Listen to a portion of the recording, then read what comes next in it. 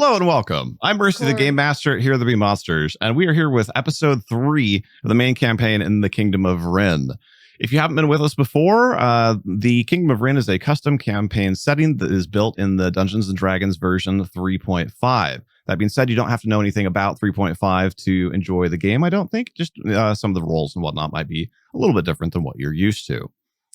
The short version of what's been going on is the frontier town of Capstone has been under increasing threat from goblins to the north and orcs to the south, and our intrepid party of adventurers has been aiding in the defense of the town. Currently, they are on a scouting mission because recent intelligence has shown that the orcs to the south may be getting more organized and could potentially pose a threat to the actual town itself. So where we are right now, our adventurers are running for their lives. They had started scouting the orc camp when the tower guard spotted them in the tree line. Our adventurers used the terrain and some magic to their advantage to separate their enemies and dealt with a handful of them quite well. However, as that was going on, Trouubblllee spotted a whole nother squad of orcs emerging from the depths of the structure, and the party sounded a quick retreat. Alondite spurred his horse on to make sure nobody was left behind, and Trouubblllee used the last of his powerful nature magics to delay the pursuit of what he believed to be some dogs of war. So as far as where we are on the map, this is the larger map. We are at the town of Capstone. So, on the smaller map there, you can see a little bit more closely where we are. So the town is, or the party, is up here more or less north of my finger, or northwest of my finger, in the woods south of the lake. So that's where we currently are. They, as I said, found themselves an orc encampment that they scouted, fought at, and then are about to be fleeing from. With that, we have two quick things to do here. I guess kind of three. But first of all, if you're not familiar with them, this is our wonderful adventuring party over here off to my right. And we have a normal introductory video that we play at the beginning of our sessions, and we have a little something special for you today. We are teasing something new coming to our D&D campaign and the world of Rin. So first things first, the intro, and then the teaser. See you in a minute. The peace was lasting, long and true, from mountains to the ocean's blue. Man and elf and dwarf and gnome lived together, hearth and home. The cities grew, then kingdom came, the wise and true. Long may he reign. From cult to church, the truth was spread. The heretics were filled with dread. First they lied, and then they stole. The peace we had, no longer whole. They sought to kill and undermine, but truth was found before the time. We banished them, all but a few, then built ourselves a kingdom new, no longer marked by war and sin. Banar did give his grace to men. No gods, nor fiends, not great nor small, can penetrate his peaceful wall. From mountains to the ocean's blue, this peace will last us long and true.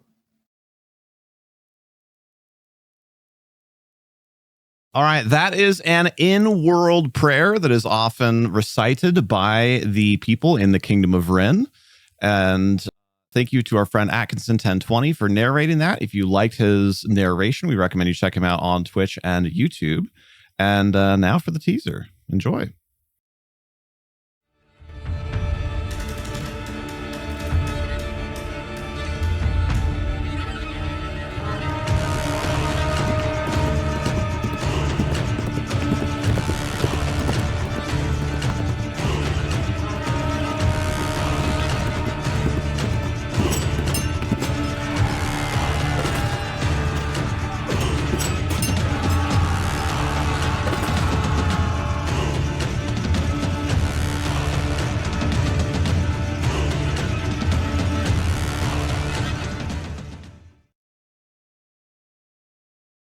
So yes, we are super excited to announce that Etma, actually in chat right now, Etma TV of the Mortal Woes has agreed to DM a second party in the campaign setting that this group is currently playing in. We are super, super excited for that to happen. So keep your eyes out in Discord. It may be up right now, or it may be going up very soon, but we are going to be taking RSVPs for people that would like to play in that campaign. So if you're interested in what we're doing in D&D and in the world where the Kingdom of Rin resides, keep an eye out. Join the Discord if you haven't already, because we're going to be taking a head count and starting on session 0 things soon-ish. Etma will share exact timeline when he's able to do so. Make sure you have the @tabletop role-playing interest marked in our Discord if you want to play.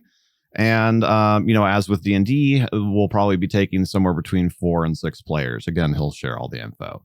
So super, super excited to partner with the Mortal Woes to bring that. It is probably also going to be streamed, but again, stay tuned for more info there. Yeah, I'm super, super hyped. And we actually have a second teaser for another additional new thing coming to the Kingdom of Rin that we will show off next weekend's game. That's right. If you hadn't heard, we got D&D 2 weeks in a row. So today is the 13th of January, 2024, and we have session again next Saturday, the 20th of January. So yeah, thank you to Spio Mabio in chat, also one of the Mortal Woes. I was one of the Mortal Bros, but I suppose that's just as true. Spio made that video for us, and he's actually helping us organize our other surprise that we'll be teasing next week. So thank you to everybody for hanging out and supporting. Thank you to the Mortal Woes for everything they're doing to help grow our campaign setting in our world and share that with more people. And thank you to our players. With that, let's get into it. Let me summon you to our board, even though that's really kind of more of a theme, I guess, since you are fleeing from this board. But it'll give you something to look at that's at least relevant to what we're doing.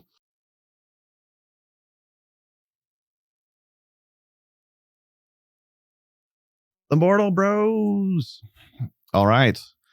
So, yes, where we left off, we had so many things to share after the recap. I almost feel like we need another recap. But we left off, we moved the party off board just to kind of show that in general they are fleeing from the area. But they defeated about a half a dozen of the orcs that were here. They discovered that there were a lot more of them. They started fleeing, and as they were fleeing, only Drew so far knows. But Druge heard what he interpreted to be oncoming dogs as well. So he used some magic to try and delay them. And that's where we left off. So I'll hand it off to you guys. All right. What is this? Flee for your lives. I think for now we just want to put as much distance as we can between us and them. I agree. I managed to cast Entangle to kind of give us a barrier between them and us. What I can tell you is that I heard dogs or dog-like noises barreling through the woods as we were tailing out of there. So as far as where we want to go, I mean, I don't know. What do you guys want to do? That's not good. Those dogs are going to be able to track us no matter how far we run. We're going to have to deal with them before we can make any sort of movement. I mean, in my experience, it will be not that easy for them to track us, to be honest. But yeah, but as long as we get a large amount of distance, we should be okay. There's no small like bodies of water, like a little stream or something, like something that we can go into, like to bathe ourselves. That's a great thought. Also, make me when you have a check, and anybody that might have that knowledge. So probably Ava and Druge can go ahead and make a knowledge geography check.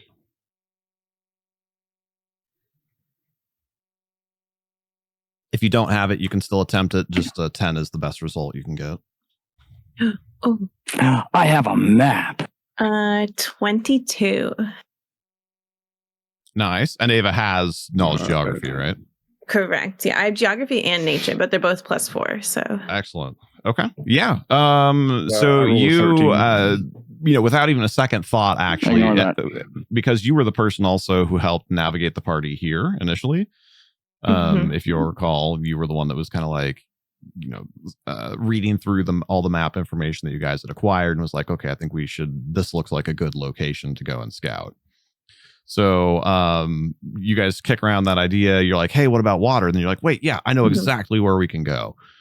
So you know of a little stream that's you're still gonna have to put some work in, but probably like a quarter mile away or so. Okay. There's a small stream that flows down more or less southwesterly that might do the trick. okay, what do you guys think about the water idea? At least throw the dogs off our scent. That can Extra work. Safety measure. That'll work. But on top of just bathing ourselves in the water, we're probably gonna have to cover ourselves up as much as we can, head to toe in mud. Oh. I'm not doing that, but I mean, we're talking about our lives here. What do you mean? We're talking about getting away honestly not that successfully. worried. Like, I was worried, like, if there's a lot and we're fighting on their home turf, but like if we draw them out onto like open ground, I feel like we'll be fine. No, Okay. we are going back to Capstone. I don't know about that. I mean, we still have other stuff to do. We need to report this back, Alondite. Well, yeah, but we still have. I feel that everyone is strongly underestimating. This is a camp, and there are one of probably many meant to assault Capstone proper, a city itself. Yeah, Our but mission was to find them and, if possible, take them out. We can't take them out by ourselves. We need to go back and tell them. It's Yeah, not no, super but we fast still have approaching, ground but to cover, you all though. can start to hear the barking of the dogs. We need to go It's now. in the distance, I'm but hurting. yeah, you I don't thought we have were a ton of moving time while to we were just sit here and chatting. talk about it. I thought we were walking while we were talking. Oh, all right, nobody said that. I mean, you certainly can be. Yeah, because we were going to the stream after it was like, oh, there's a stream. Okay. Well, we're walking. Okay. So I thought, Well, as soon as we get to the stream, I'm gonna cast Cure Minor Wounds. Ava is not looking Yes, so please. great, so Mhm. Are we near an embankment? Well, it's going to take you guys a while to travel that far. So not like the riverbank, no, but yeah, as far as just kind of topography, it's generally like flat-ish, but maybe 5 to 10 foot changes in elevation, small hills here and there or whatever.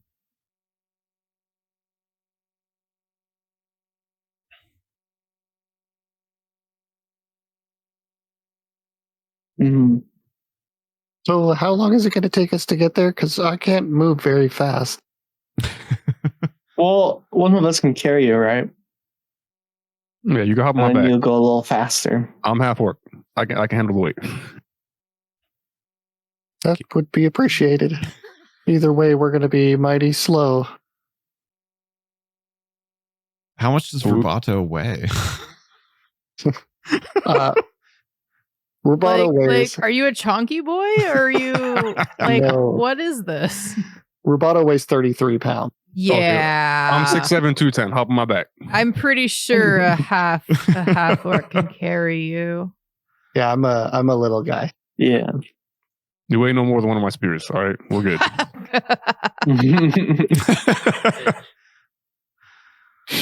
I can fit in your backpack. So, as much as I love that vibe, I actually am not sure if Druge could travel at full speed. If you'll recall, if you the player will recall, Druge has not exactly spent a lot of time in the gym. Yeah. I could do it instead. How strong I probably could do how it. strong is Bahir? For somebody with 10 strength, your light load, so being at light load or less is how you move at full speed, would be 33 pounds. So you'd have to offload all of your stuff just to carry him. What would it be for 16? There's no way that I could. Because I thought we did it before. Rubato, or Rubato could ride with me uncomfortably. Yeah, I'm interpreting this as probably like in the moment y'all are just kind of like stressed and throwing ideas around or whatever. What and about then Ava? it probably hits you like, all right, horse. Ava's gonna need to be carried as well. I think Ava's faster than normal shorter people. Yeah, I think Ava's faster than me. Okay. I would hope so. Yeah, I can Frodo Baggins on the horse here. All right. Well, I imagine we need to get moving soon, so we should probably come up with a decision River on the hop. Let's go. Yeah, because I would imagine you are moving while you're talking, but you're probably not having this detailed conversation while like sprinting at full speed. Yeah.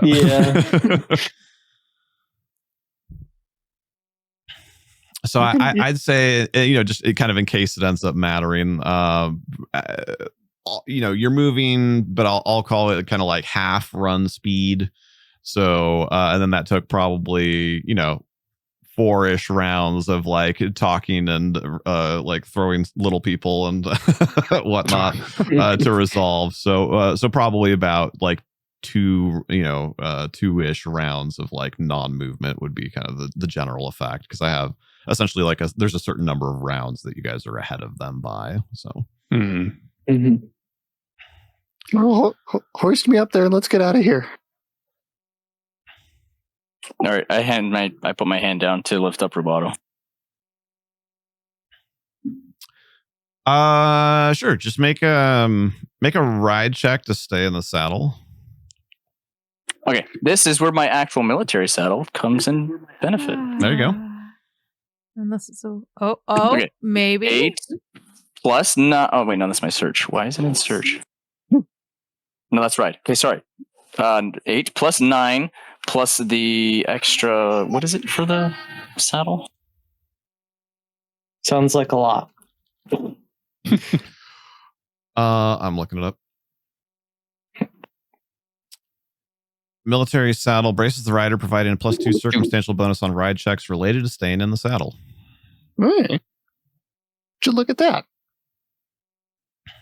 All right, so what was your total check then? 8 plus 9 plus 2. So what is that? 19. 20? 19. Yeah. So you effortlessly, right? It's like every Hollywood movie you've ever seen. Yeah, you guys like have that conversation really quickly. You just wheel your horse around really quick, just scoop. Like the horse doesn't even break stride. You just grab him, situate yourself back up in your saddle, no problem. Which is impressive considering, how tall he is versus your horse. It's like you really got to get down there to grab him. But so this is what the world looks like from up here, huh? Wait. Are you riding front or back? Where'd you put him? You're the one that grabbed him. It's a consensual question. Yeah, he's in the front. Front. Yep, I'm Frodoing it. Okay. Yeah, that makes more sense too, right? If they potentially are like shooting at you, you don't want the unarmored person in the back. All right. And then, you probably can't run run the run action, because that is a specific thing. But, presumably your double moving would be kind of your equivalent speed here. So now that Rubato is picked up, is your slowest speed 30? Is that what we're looking at? I'm assuming. Yeah. Okay. yes. Amina, or not Amina, sorry. Ava, what's your speed? Normal Ride is and 30. slow down Amina even more. Normal speed is 30. So would that be Is it half? No, it's just 30 is normal. Oh, okay. So you got it. Okay. Yeah. So so you guys are moving at 60 feet every 6 seconds, right? 10 feet per second. I don't know what that actually translates to in speed. If somebody wants to do the math, you're welcome to. But you're moving along at a pretty decent pace, especially considering that you're periodically dodging around trees, jumping over small depressions in the ground, scrambling over rocks, etc.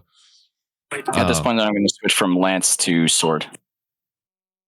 Okay, yeah, that's not a problem. What is kind of your general like marching order? Who's in front? Who's in back? If you want to kind of arrange yourselves and you want the rear broadly in line. I can go in front then. Yeah, Ava was kind of leading the way, right? Directing us at least. At one point. Yeah. I could be like pretty like in the front, or you close to the front. I could be right behind her.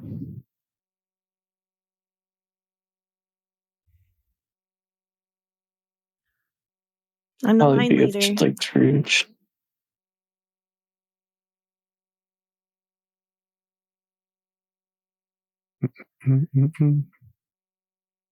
Yeah, I'd like Johnny ho! Sorry, I'm doing some quick math here to see about the pace of travel versus the pace of pursuit. Quick maths. Oh, yeah, let me lower this.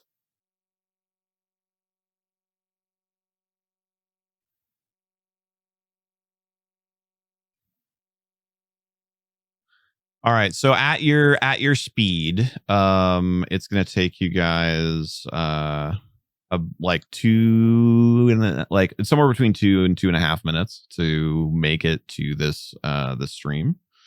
So it's you've got a run, especially considering that you're exerting a lot here, but you're also not exactly running to Mount Olympus. You don't have a multi-hour long chase here. You've got a few minutes where you're putting forth maximum effort. So is there as you're going, right? So we don't need to stop and roll initiative or anything like that. But as you're traveling, as you're running, you're jumping, you're like I said, you're getting over the fallen log, the climbing up a little rock, sliding down a little slope, etc. You do hear the dogs are getting closer to you. Somebody, or I guess really whoever wants to can, so you all can make either a knowledge nature check. Or just kind of like a general wisdom check. So knowledge nature is like what do you know about dogs and like how fast they might be, and wisdom is just kind of generally to try and gauge like what's your intuition of how fast they're catching you. I do like a survival with my scent and like see if I can like sense them, like how far they are behind us, but like see if I can smell them behind us because I guess there's like a range. So like. Yeah, hold on, let me determine wind direction, because you get like double distance if you're downwind from them. Yeah. What were the rules, sweet?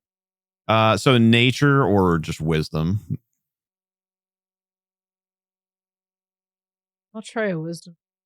Oh, you're in luck. It's not quite like a full tailwind, but yeah, the wind is definitely blowing generally in your direction. So I'd say probably about 150% range. Like this way? It's blowing like this direction? Well, that's the direction you guys are going. So it's going probably like 45 degrees, probably like 30 degrees off, like more straight. So I rolled a total 18 for wisdom. Okay, hold on. I'll take rolls here in just a sec. So like it's it's probably going kind of like this direction. Okay. And you guys are going. I don't know. Can I draw a second line? No, I don't think it'll let me. But you guys are going more like that direction. Would they have a really bad stink? The dogs. Or probably not. If and when you smell them, I'll tell you what. Okay. Yeah, what your interpretation of well, their I'm just scent saying, profile like the range might depend. Yeah. So what? Barring that for now, what would 150% of your normal range be? I think it's 60 normally, so I think it'd be 90. I can do 30 normally. Okay. If they're upwind, it's 60. Okay. Yeah, so and then they're not fully upwind, so I was saying halfway in between, so 45. Oh. But I mean, that still gives you an idea, right? If you don't smell them, you know they're not like nipping at your heels or anything. Yeah. But if it's a strong scent, then it's double. Double? Okay. Cool. Yeah. So it looks like we got oh good. Somebody did well at each. So, you know, I'm imagining, right, as you guys are running, you're like calling stuff out to each other, right? You know, like watch out for this thing, you got to jump over. You know, like, hey, like head a little more that direction, like you're calling back and forth to each other as you're going. And yeah, I'll pass it off to you guys to communicate what you want to with that. But with a knowledge nature of 20, you know the types of, you know, because you've done so much scouting in the area, Ava, you know, like the types of canines that the orcs tend to use, and you so, you know, it's not for certain, but you have a pretty good guesstimate as far as like what type of dog it is, and you know that type of dog is probably about a third faster than you are. So, you know, it's not like double, like it's not going to like run you down and, you know, you know, right away, but like it is fairly significantly faster than you. Speedy. And Skabosh is, you know, let's say you're about a third of the way through your travel here. You know, Skabosh, you're able to kind of judge like at this point there. Oh God, hold on, I got to finish that math. I started talking slightly before I was ready.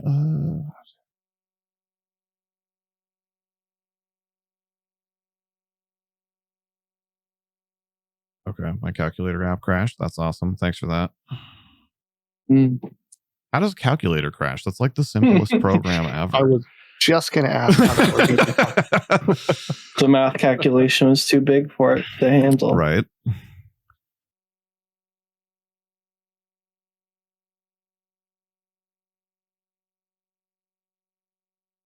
Okay, so how can I put this into context? Because you got a good wisdom check, 18, right? So you know, you can tell, like, you're hearing, it's like echoing off of like the occasional rock or whatever. Like, you're not hearing them consistently yet.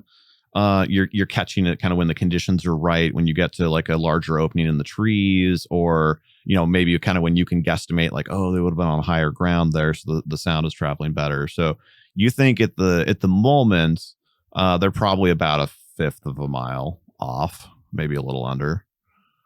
It's not very far. We should pick up speed if we can. So yeah, and so you guys have gone about a third of the way, and like they've gone you know, like not even half that right now. Like they're catching you because they were bogged down in the entangles. We could turn around and get them before they catch up to us. So, like, we'll be more prepared and not out of breath. Well, if they're gonna catch up to us anyway. If we still want to run, we need to discard articles of clothing prior to I'm getting to the river. Not gonna do that, I don't think. Hold on. So like I said, you guys are kind of like calling these back and forth to each other. So everybody make another wisdom check to kind of like gauge, like, can we make it? Can we beat them to the river? 18. Wow. I don't even know what I rolled. What did I roll? Mine's not as good. That's a 6.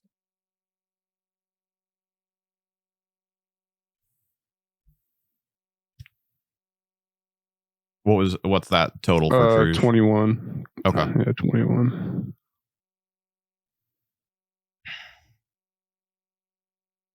All right. So you know, Skabosh calls out to you like, hey, you know, like they're a little under a quarter mile away. You know, and then Drew's, you're kind of like, you're not mathing, right? Like you don't have time for that, but you just kind of know, like, okay, like Ava said, we've got about this far to go. Like Skabosh said, like they're about this far away. Like you think you can probably beat them to the water. Now, whether or not it would be far enough ahead to, like actually like disguise yourselves and lose yourselves, or, like try and go upstream or downstream or whatever the proper thing would be. Yeah, you may or may not have time to do that, but you think you will probably beat them to the water. So do with that what you will. Well, if they're under a quarter mile away, there's no way that we're going to get to the water and be able to effectively do anything to try and throw off our scent. So we either need to make a stand here or get to the water and knowingly make a stand. I think because I haven't healed Ava yet. I wasn't going to do that till we got to the water. As far as getting her, patched up and ready to go, it would be less stressful to just stop, heal her now, and then brace for whatever impact is about to come our way.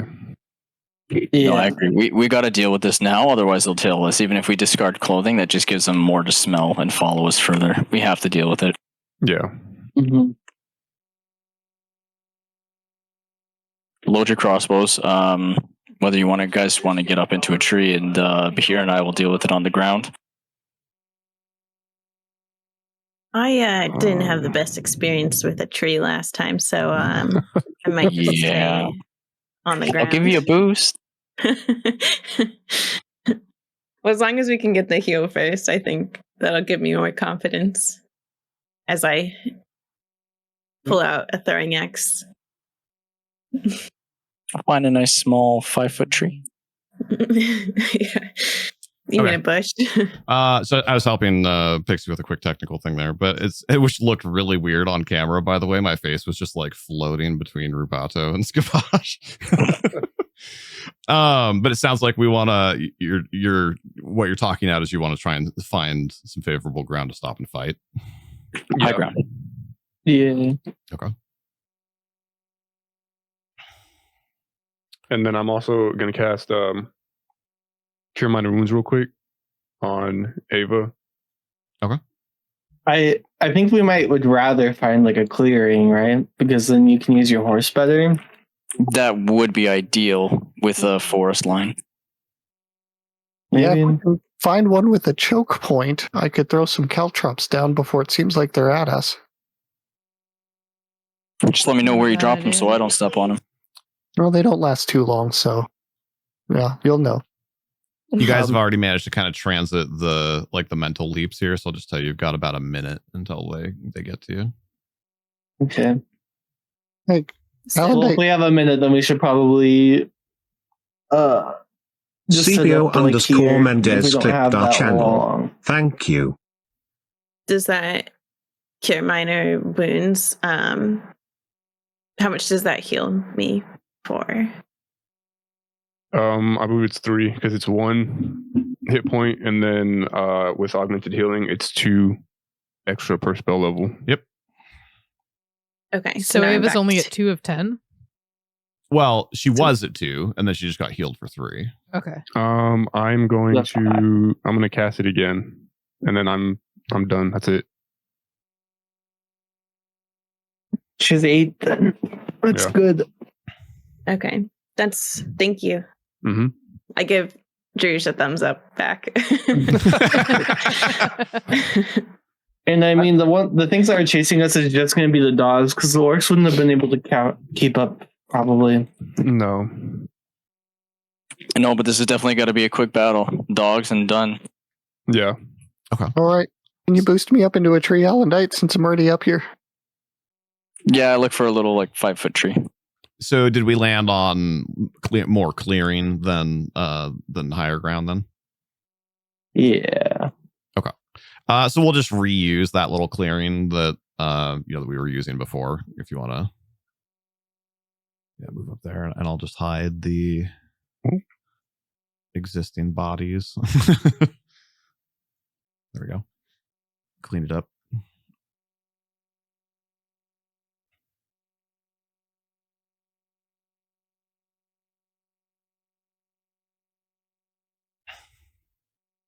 So, at this point, right, you guys had run You're like over here, hundreds Roboto. of, This one's a little more your size. you're hundreds of feet away from where you were, right? You guys ran for like a minute or more. And what is it for the four of us? For the remainder of us, there's no point in trying to.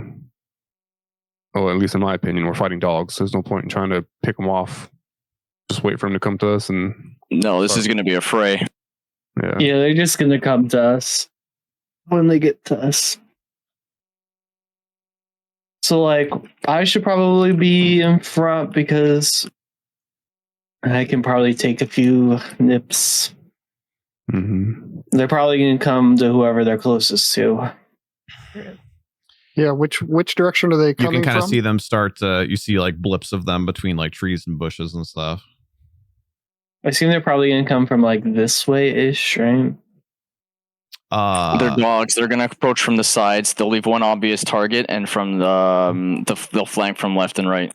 This is the direction that you more or less that you guys were traveling, right? Maybe a little more like that. So probably kind of generally from that direction, but yeah, you don't know exactly. Don't go for the obvious target. The obvious target will be the one that they want you to go for. Keep an eyes on your flanks. Okay. So does it seem that it's about a round before they get here? Probably slightly further out than that. You've probably got like 15 or 20 seconds. All right, I'm going to pull my spear. Once it gets to when I think they're about here, I'm going to cast Caltrops. Wait, sorry, where's here? Oh, okay.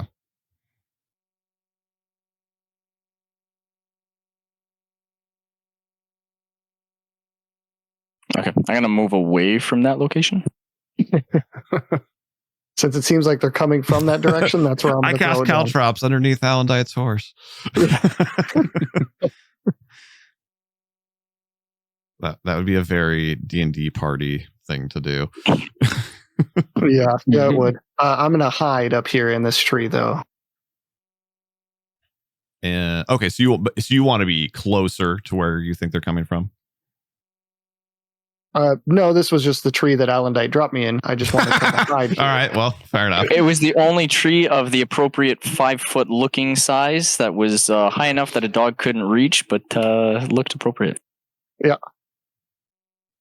So then, would you like me to roll a hide check?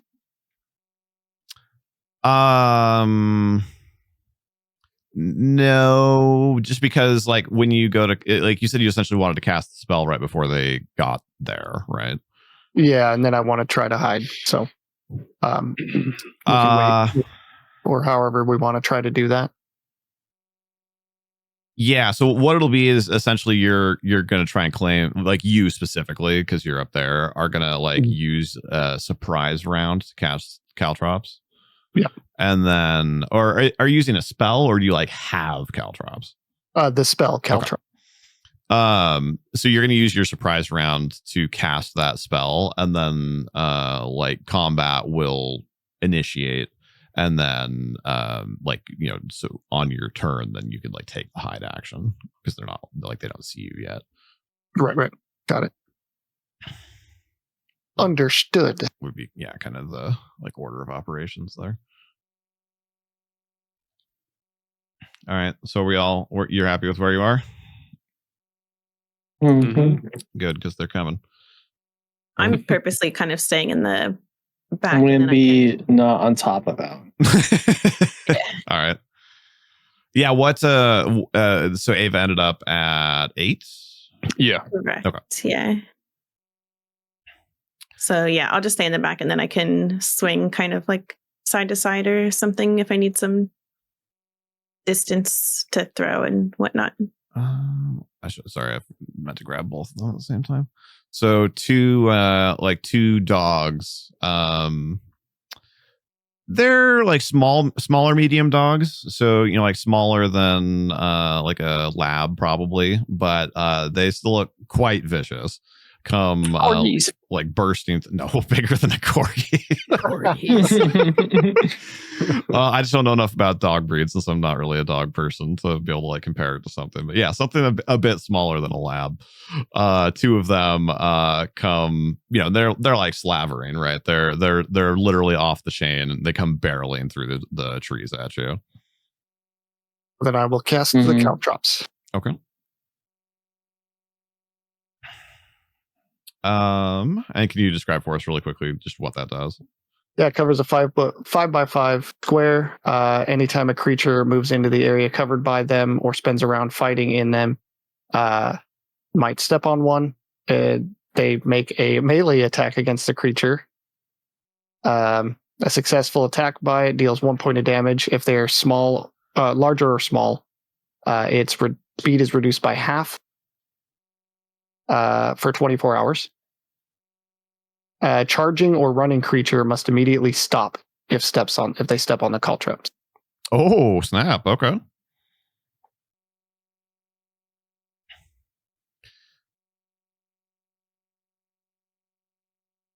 So you say if. What does if mean? Like a roll has to be made to see if they step on them? Yeah, because it says it makes an attack roll, which is kind of funny that the caltrops make an attack roll. Yeah. I didn't hear that part. My bad. No, it's fine. So caltrops they work kind of differently from most other spells in that way. Most things, essentially, it's because the actual caltrop item is technically a trap, I think, but with like a DC defined of essentially 0. But like, so traps make attack rolls. And that's really the only thing like that functions that way in 3.5.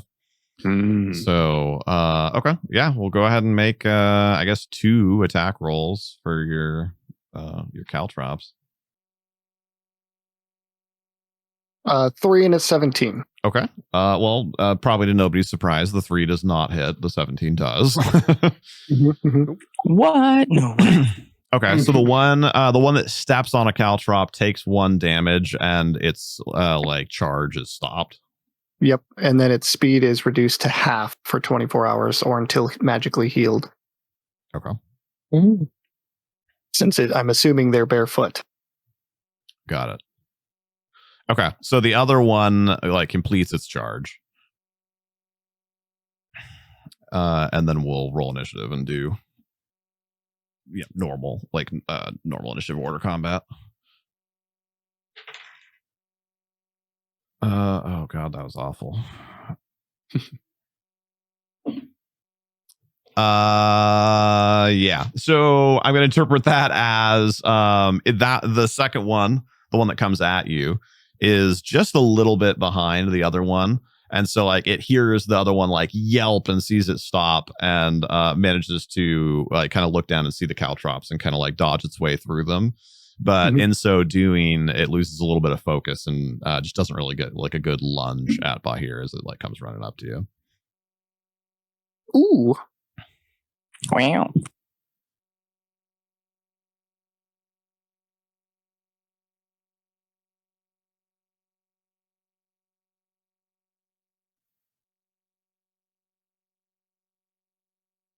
Okay, so let's get to turn-based mode. Oh god, it still saved the initiative from last time. Hold on. Stay there, Bubble. 3. Pixie. Skamash. Good enough. Rivato. And what's your initiative modifier, Bahir? 6. Sorry, Bahir. It was 3. Okay. It's 13 total. Yeah, just for tiebreakers. Oh, gotcha. All right, there's the turn order as you currently know it.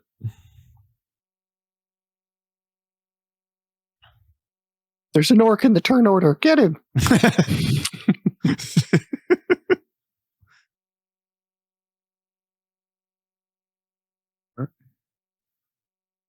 So yeah, it's oh wait, what the heck? Why does it say it's Ava's turn? Yeah, right? I was like, I don't know wait a minute. why that did that. Yeah.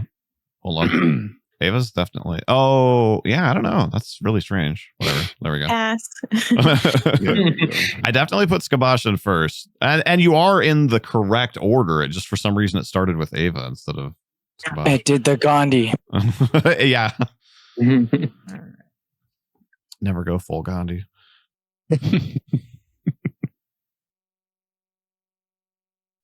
Okay, which one didn't get stopped by the... So there's one like right up in Bahir's face, and there's one stopped at the tree underneath. Oh, I didn't see that one by Bahir. Oh, well then I'm gonna go for that one with my daggers. Okay. I mean, you'll only be able to attack with one dagger after you move. That's fine. Okay. Yeah.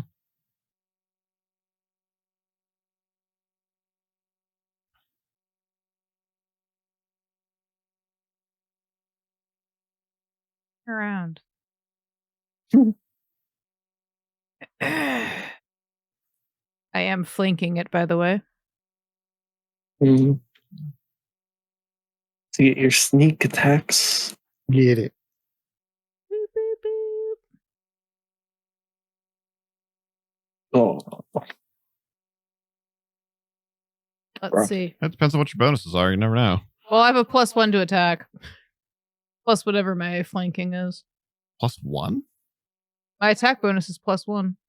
You have no base attack and 1 strength? My base attack is 1. Okay. Because I'm a rogue, and my strength is 0. Got it. And then don't you get +2 for flanking? Yeah. So that'd be 10. Yeah. No dice, unfortunately. I was mathing. Math is hard. It's okay. Especially for a history major. Quick maths. All right. Well, it's a good try. Go ahead and pass your turn.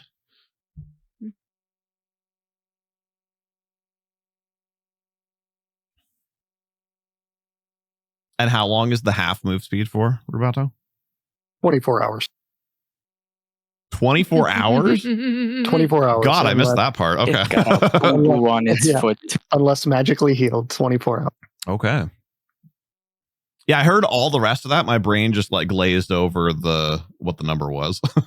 I think there's some other type of healing. It has yeah, if they're wearing shoes, it doesn't do it like that. They take 1 point of damage if it's small, medium, or large, reduced by half. Lasts for 24 hours until they're treated with a DC 15 health check or 1 point of magical healing. Okay. Hey, I'm so glad I got to use caltrops. Oh, it's my turn. So this would be round 2 of the spell then, technically, correct? Yes. Okay.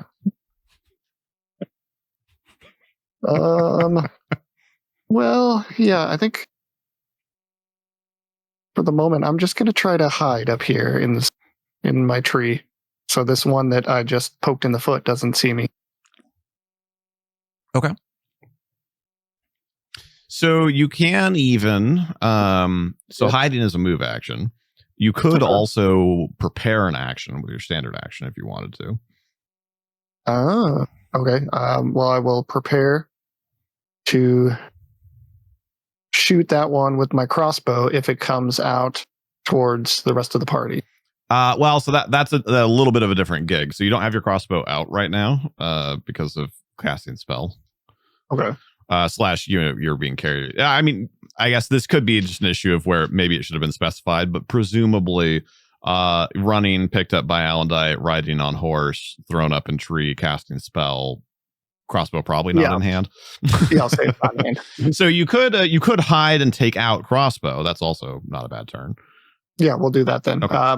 That is a 17 hide. Jeez. Okay. Nice. All right, go ahead and pass to Bahir. Push a button. There we go. Yeah, the button's not in a very intuitive spot. It should be down like by where your dice are. Yep. I'm attacking the dog. I do. Want to pet that dog? I probably hit it, right? Because it's 16 plus 5. Yeah, you're good. Yeah. Okay, and I do. What? I got 6. I got 10. I do 14 damage to it. God. That sword is so crazy. So yeah, it kind of like jumps up at you. Holding the for crying out loud, I'm drawing a blank on the word, the handle of your sword in one hand, and like turn it sideways, place your hand on the flat, and like, you know, kind of like that's how you defended yourself, was with like the flat of your blade. And then so it, you know, it kind of like not falls, but it, you know, lands on the ground. Then you grab on with both hands and like just in one swift motion come down just straight across it. You just literally cut it in half. Okay. Brutal. Sorry, doggy. It makes the saddest sound you've ever heard. I don't condone this. Is there still caltrops over here? Yes, I think so, right? The caltrops themselves last for like a minute or something. 2 turns. Oh, that's it. Oh no, 10 minutes per level. So oh god. Yeah, they're there for a while. Wait, hold on, that's the wrong spell. 1 round per level. So no, that was only 2 rounds. Okay, so they're gone. Okay. They're gone at the end of my turn. They are gone. Okay. I will run up to the stocky then. I'm sorry, but everybody needs to stop for a moment and enjoy what Mandy just did to Twitch chat. Holy crap. That was good. It's horrible. Oh my gosh. That was good. That poor doggy. Oh, Mandy. All right. I had to. Nicely That done, was Mandy. amazing. Impressive. All right, focus.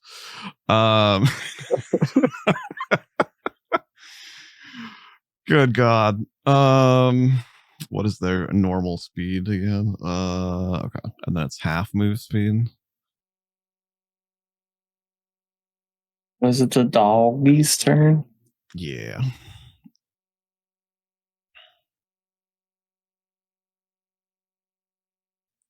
After here, apply turn order. That's annoying that it doesn't jump back to it. All right. Yeah. Do I get an attack of opportunity since it ran past me? Oh, that's actually just my bad. I did not see where you were. So you would, but there would be no reason for it to do that. Sorry. I had my camera at like the perfect angle to where I couldn't even see like any of your sword or anything. No, it's just going to attack you then. My bad. Dang it.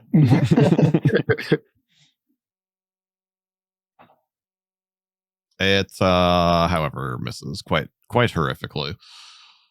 Oh good. Oh good. It's poor Tootsie's hurt.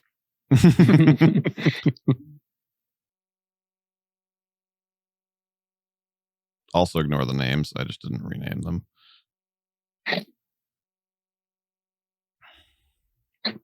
Oh no. Hyenas.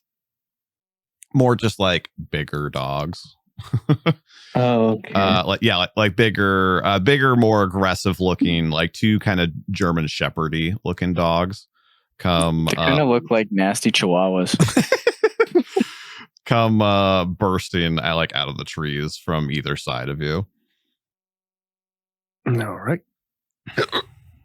I got that ugly chihuahua face. Those things are huge, right? Like Skabosh is human sized. And crouching. Yeah, crouching. So, you know, it's throwing off the perspective a little bit, but like they're big dogs. Like they come bursting out of the like the underbrush from both sides of you. Do you think we could train one of those to be my mount? Maybe one that's not trying to kill you. I mean, they're not trying to kill me. I don't know how we'd calm them down. Unless we like knocked unconscious, maybe. The one hits Skabosh for 2. What was its roll? 20. Okay, then. Yes. I have your AC, you know. I checked that before I say it. Mm-hmm. Sometimes it's worth asking just to be sure.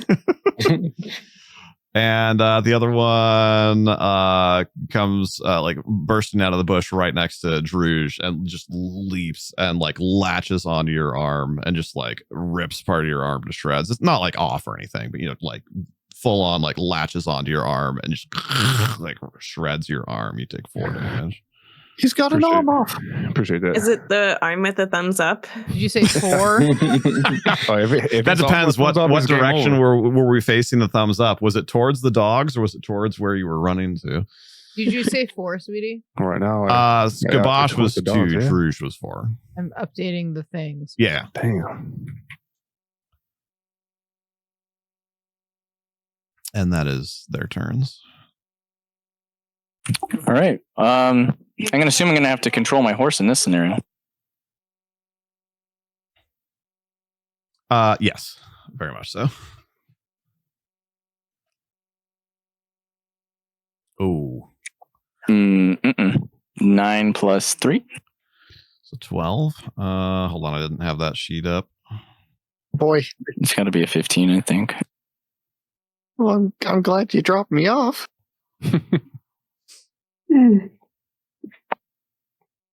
She goes, dogs, Where's the bye. Yeah. So you, generally speaking, when you fail by 5 or more, there's kind of like an additional penalty for failing by that much. But I'm going to say that because you have your military saddle, like just barely, I mean, I'm assuming you know what a military saddle like actually is, right? It's got kind of like that extra brace in the back. Yeah. So you is Amina? Is that the name? Yep. Yeah. So Amina is like, skittish at the first one that runs out and bites Gabosh, and then like spooks with the one that jumps out from the other direction and bites Trouubblllee, and like kind of starts rearing, or not like full on bucking, but like rears back a bit. And you do the best that you can to like control her back down to the ground, but she like very nearly throws you from your saddle. Like you have to really like lean back into that that extra support structure that your military saddle has, as you kind of just barely like land her back on the ground. All right. I'm just going to maneuver to the one near Gabosh behind it. Well, I don't even think you can, right? You can't actually give I her can commands. only do a move action. I can't do any attacks. It takes everything just to move it. Got it. And that's it. Oh boy. This says if you... Oh, I see. Got it. Yeah, I had misinterpreted. You're right. Okay.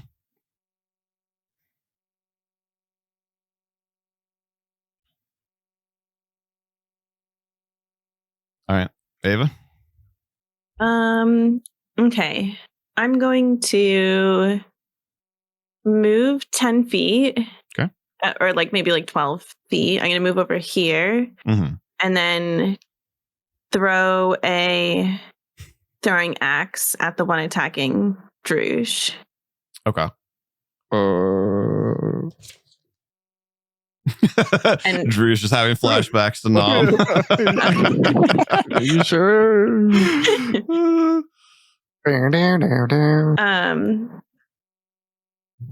And roll all of them together. Yes. Oh my God, Loki, you're such a buffalo.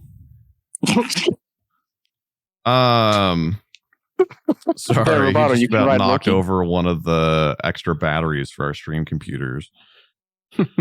Okay, so you are moving 10 or more feet. So yeah, you're gonna roll a d20 and a d4 and a d6. Yes.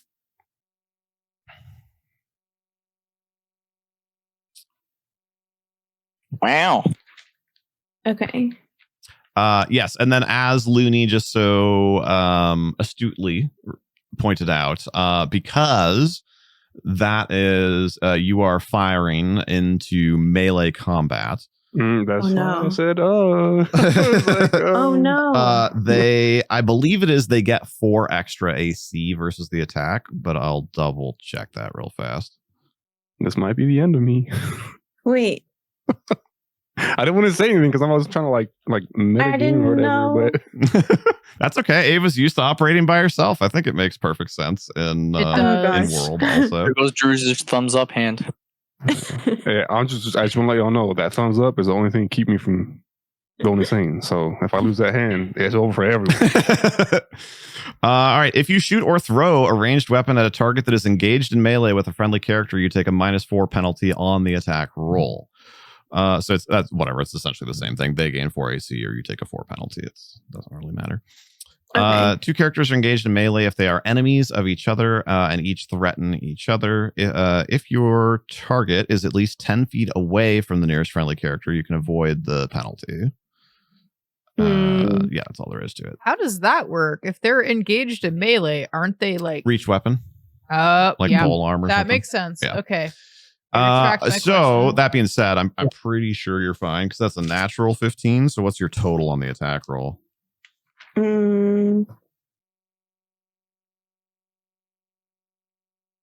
You're less than 30 feet away. So total on the attack is 10, I believe. Because I rolled 3 + 2 and then the 5 on the D6. What? Hang on. What was your D? What was your D20 you just mathed roll? something weird there. The 3 and the 5 are damaged. I meant on the attack roll. Oh, sorry. No, you're good. You're good. So you rolled a 15 on the attack, and then because you're within 30 feet with point blank shot, you have a +7 total. So it's a 22.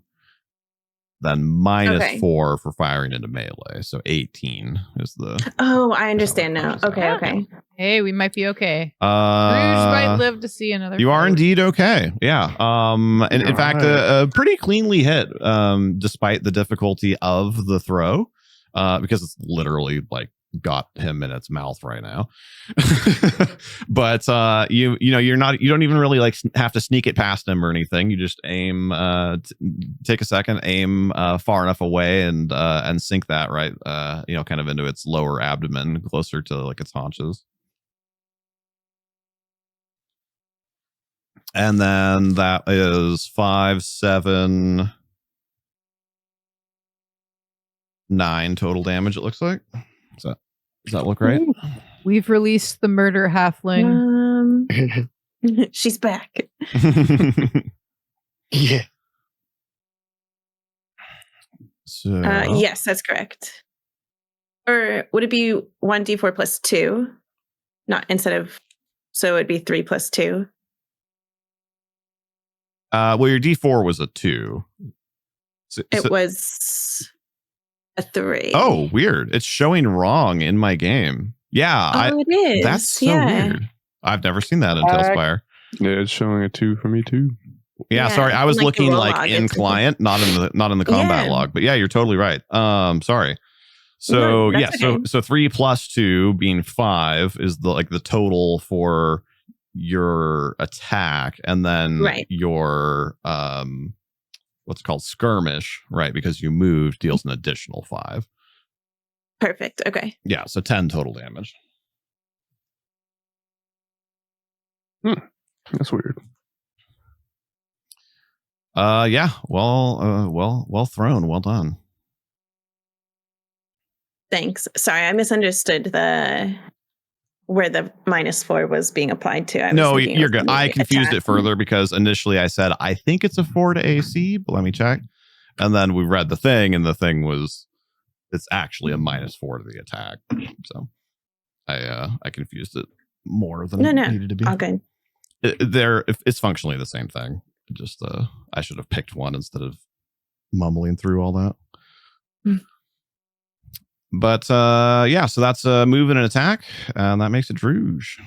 It's obviously as it dies, it's its jaws relax and it falls. Trouubblllee goes into a state of paralysis as his life flashed before his eyes. The 1,000 yards there from the axe flying. I'm gonna move. So I have my spear out. I'm gonna move over here. What does your spirit do? It's my spear. It's ooh. Oh, spear. Yeah, not gotcha. spirit. Oh, yeah. No, my bad. Yeah, spear. You're good. Okay. I know what a spear does. Is it roll? What's a D1? So it's just a D20 and a D8, right? Yeah.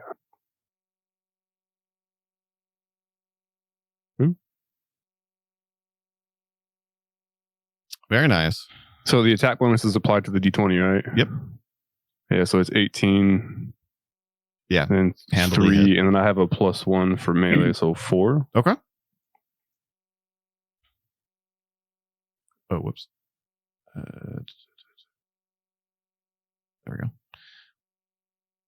All right. Yeah, you run up, and there's no such penalty for melee attacking into melee. So you shake off the rest of this other one's grip from you.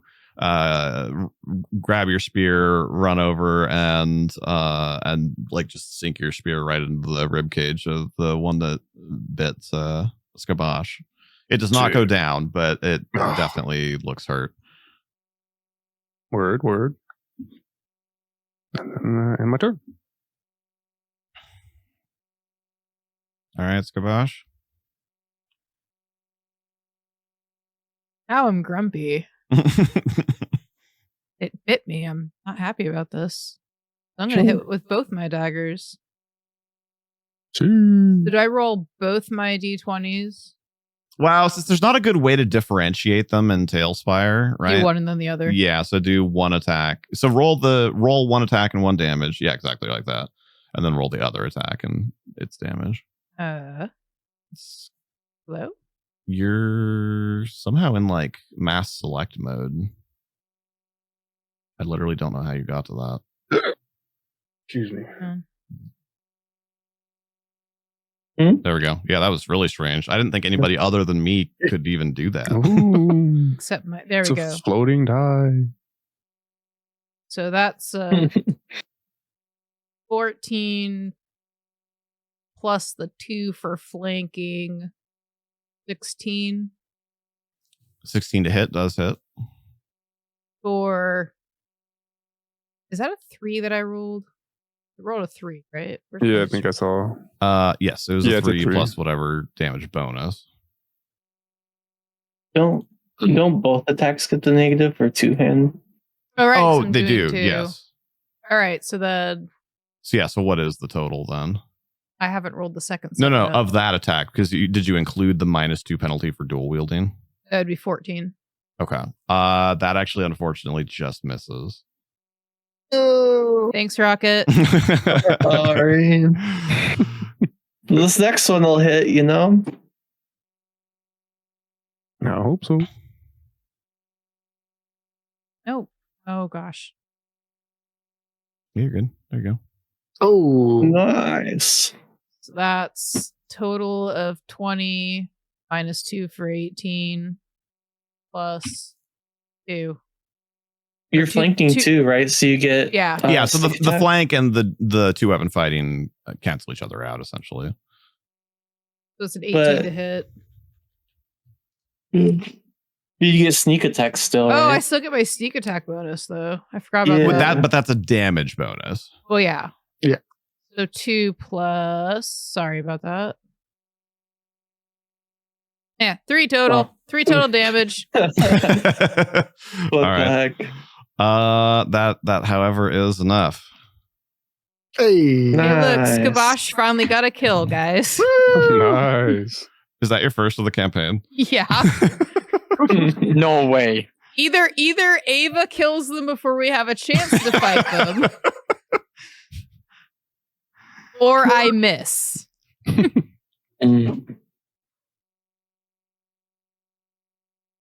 You see like Ava jumping up and down with like another throwing axe in her arm going like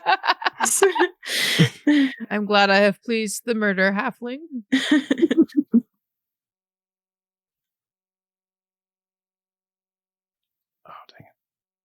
All right. And then your initiative thing's all wonky again. I don't know why that keeps happening. What's showing up for Drew? Oh, Yeah. Because it should be you right now. So you're just like off me. by 1. I'll exit and come back Yeah, in. and then I'll move it over. Oh, no, but it updated correctly. Now it says rubato, right? Okay, whatever. It works. We're good. It was right on my screen. Yeah, it was just wrong for her. It's when it happens, it seems to only happen for individuals. Well, I've got my crossbow out, but all the dogs seem down. I'm gonna. No, there's look still one in around. front of Bahir. Oh yeah. Yeah, the one that your the one standing amongst your caltrops. Yeah. Well, I've already shot Bahir once. I don't know if I want to do it again. What's a crossbow bolt among friends? Yeah, but I mean, one is one. You know, I can take it. Well, I guess maybe I can't take it because I went down when you shot me last time. But yeah, it's true. So I will look around and listen and see if I can hear or see anything else approaching. Sure. Make spot and listen checks. Spot.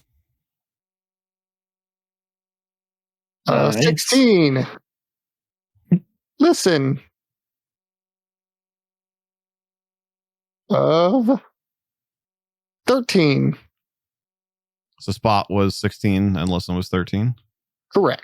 So from your elevated position, I guess how much since we're acting in initiative order, how much effort and time are you putting into this?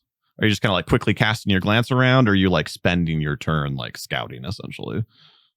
Since the only other thing I really see to do is to shoot into the fray, I'm going to spend my turn. Okay. So, from the general direction from whence the dogs come, or came rather, you can see what appears to be a single orc, making its way towards you, kind of loping through the trees. He's done up a bit more than some of the other orcs you saw. Maybe he's got a little bit of a pelt thrown over his shoulders, and maybe he's wearing some deer antlers or something. Mm-hmm. I'll just and he's he looks like he's maybe a little over 100 feet away. So he's close in the broader context, but he's not right there. Right. I can see we've got an orc incoming, guys. Well, I think we should leave. I think we should. We can take orc. We got this. Yeah, but we don't know what's behind them. I'm not saying we need to leave and go back to Capstone, but we need to make some distance, create some distance, and I don't know, try and regroup. I think we've been found. We're running out of time. We're all pretty banged up, so we need to. We need to make a decision. It's just one guy. Yeah. Well, that was my turn. I gotta roll. Where's my? Why did it scroll? There we go. Oh, is that crit for great swords? I don't remember. Bladed weapons usually do threaten crit on 19. Yeah, it does. It does. So you have to confirm the crit. So you roll just another d20. I rolled another 19. This dog is so dead. So I rolled 6 damage? Do I have to roll 2 more d6, or does that just get doubled? It should just double. So whatever your result of damage was, that should be doubled. So that's 6. So it's 20. Well, and because you're two-handing, right? So you get 1.5 times your strength modifier. Yeah, I do get that. Yeah. So the total before the crit, including 1.5 times strength, was 10. Yes. Okay. Cool. So yeah, I mean that's the last thing that you can imminently see. So I'll leave the description on that one up to you. How are you dealing with this? All right. Yeah, I'll just take my sword and just slice its head off with both my hands, do a side swing right through its head. Through its head? You're not going for the neck? Nah, the brain's gonna go all over the place. Okay. Jeez. I mean, it was like a smaller dog, so like I didn't want to like angle that low to like go for it. Yeah, that's fair. That's fair. All right. And Rubato, you said you called out about the orc, right? Yes. Okay. And you're very close to Rubato, so you just hear him, right? I'm not meaning to move. Yeah. You're even diagonally, you're like 7 feet away from him or something. So okay. So go ahead and make a spot check. Just see if you also see it. Oh God. Oh. Broke his ear. All right. Yeah, you can see it coming, and as far as you can tell, it's you only see one. Where is it at? Well, your character can't actually see it. / we're not using quite the right terrain, so it's like it's like a somewhere ways. around there. Yeah, quite a ways. Yeah. I'm not going to go all the way out there. We might have enough time to run. Yeah, we probably got time to go. I'll turn around and go this way, and I'll be like, "Yep, there's one coming." As I go by, and I'm just gonna take off. All right, appreciate that. Well, that was what I heard the plan kind of was. All right, well, I'm gonna turn around and I guess follow suit. Okay. Yeah, guys, assuming that's everyone's plan, I think we can break initiative order there. Mm-hmm. All right, I go to the tree and pick up Rubato. Okay. Whee! Get me! All right, and then fill me in. What is your plan henceforth? I think we don't need to go to the stream anymore. So if we want, we can take like we can go like around like we're supposed to Capstone and then come back to the town. Just to scout it out a little more. Well, so at the moment, at least, you know that there is at least one orc that is, if not aware of you, like literally, they are aware of broadly where their dogs just were. And is like coming in that direction. He's not gonna be able to come after us that much. I mean, one dude. Well, one that you know of. Yeah. Mm-hmm.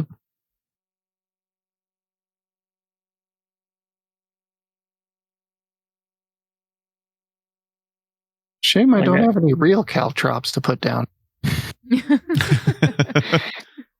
So like I think maybe we just go the way that we would normally just like go like kind of like as like we were traveling a little faster.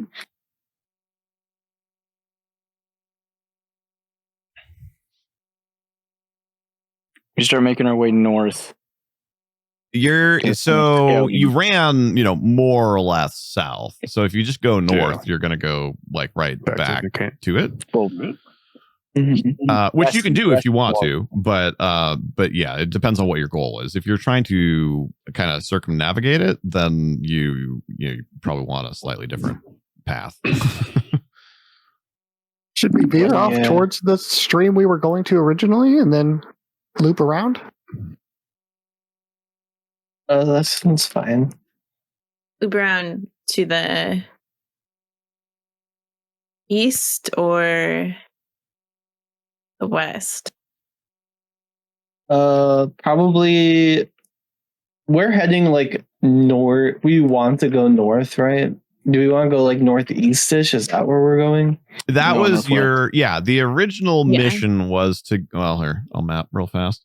The original mission was to go from Kalen Tower, kind of northeasterly through the forest, and then to wrap counterclockwise around Capstone Peak and come to Capstone from the north side of the mountain. Okay. So yeah, we probably want to just go east then. That sounds good. What time of day is it currently? It's like mid-afternoon ish at this point. Okay. Oh, and I did forget.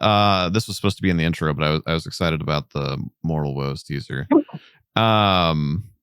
We did have an adjustment on the dates. Because we have been keeping fairly close track of time because it has mattered for some things. The dates were off by one when we transitioned from the prologue to the main campaign.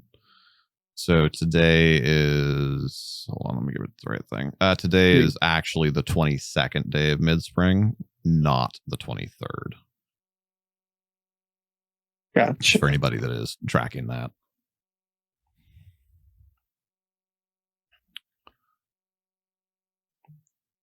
So are we settled on going east and then making our way north? Because but isn't it northwest? No, we want to go northeast. We want to go, yeah. So we go around the mountain and back to Capstone and finish the mission. Yeah. I'll throw the map back on the screen real quick so you can look, Alondite. So you guys are currently, like, I can't actually, like, my finger runs out of the frame of the camera, so I can't get quite far enough west for where you are right now, but you're, like, more or less above where my finger is right now. And the goal is to go counterclockwise around the mountain and, like, scout out orc camps, fortresses, whatever you can find. Yeah, would we want to go close to the lake-ish? Deep into the forest? Well, kind of the plan originally was to loop around the lake a little. Yeah, like get to the lake and see what we can see. Probably, like, I feel like if there's like an orc camp by the lake, though, they would have noticed because it's more open. Yeah, I feel like going deeper into the forest is more what we want, because then I feel like we're more likely to find like another camp like this one. That's fair. Yeah. I mean, I would imagine that's like a communal area, the lake, the river. I feel like people will travel through that, whether it's for business or pleasure. And if there were orc encampments there, we would have known by now. I was kind of hoping we'd find a bed and breakfast. You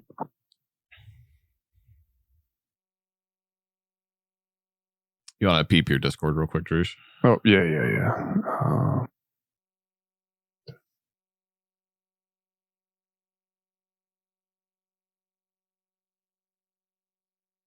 I think we have two solid options. One was kind of already brought up, moving east, going a little further in,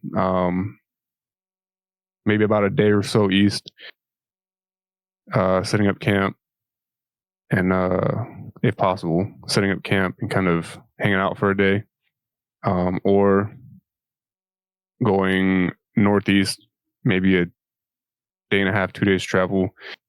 But there is a potential for us to find some orc encampment or activity there. It's, in my opinion, it's where it, like it was brought up before. Like if going west, I just feel like it's kind of a waste of time. Okay. So yeah, and just to be clear, both of those points of interest are areas that you have been, that Drew specifically, personally, that you were instructed to scout. Yeah. Sounds good. Yeah, I like that idea. So, okay, just to be clear for us and for everybody else, because there was briefly talk of circling back around and trying to look at the camp that you're currently leaving. So we're moving on from that idea. You're not going to try and do anything else with this, and you're gonna move on with the mission. Yeah. Okay. I think we took out quite a lot of their stuff at this point. Sounded we like killed all their dogs. Scouts. Yeah. A lot of their normal orcs.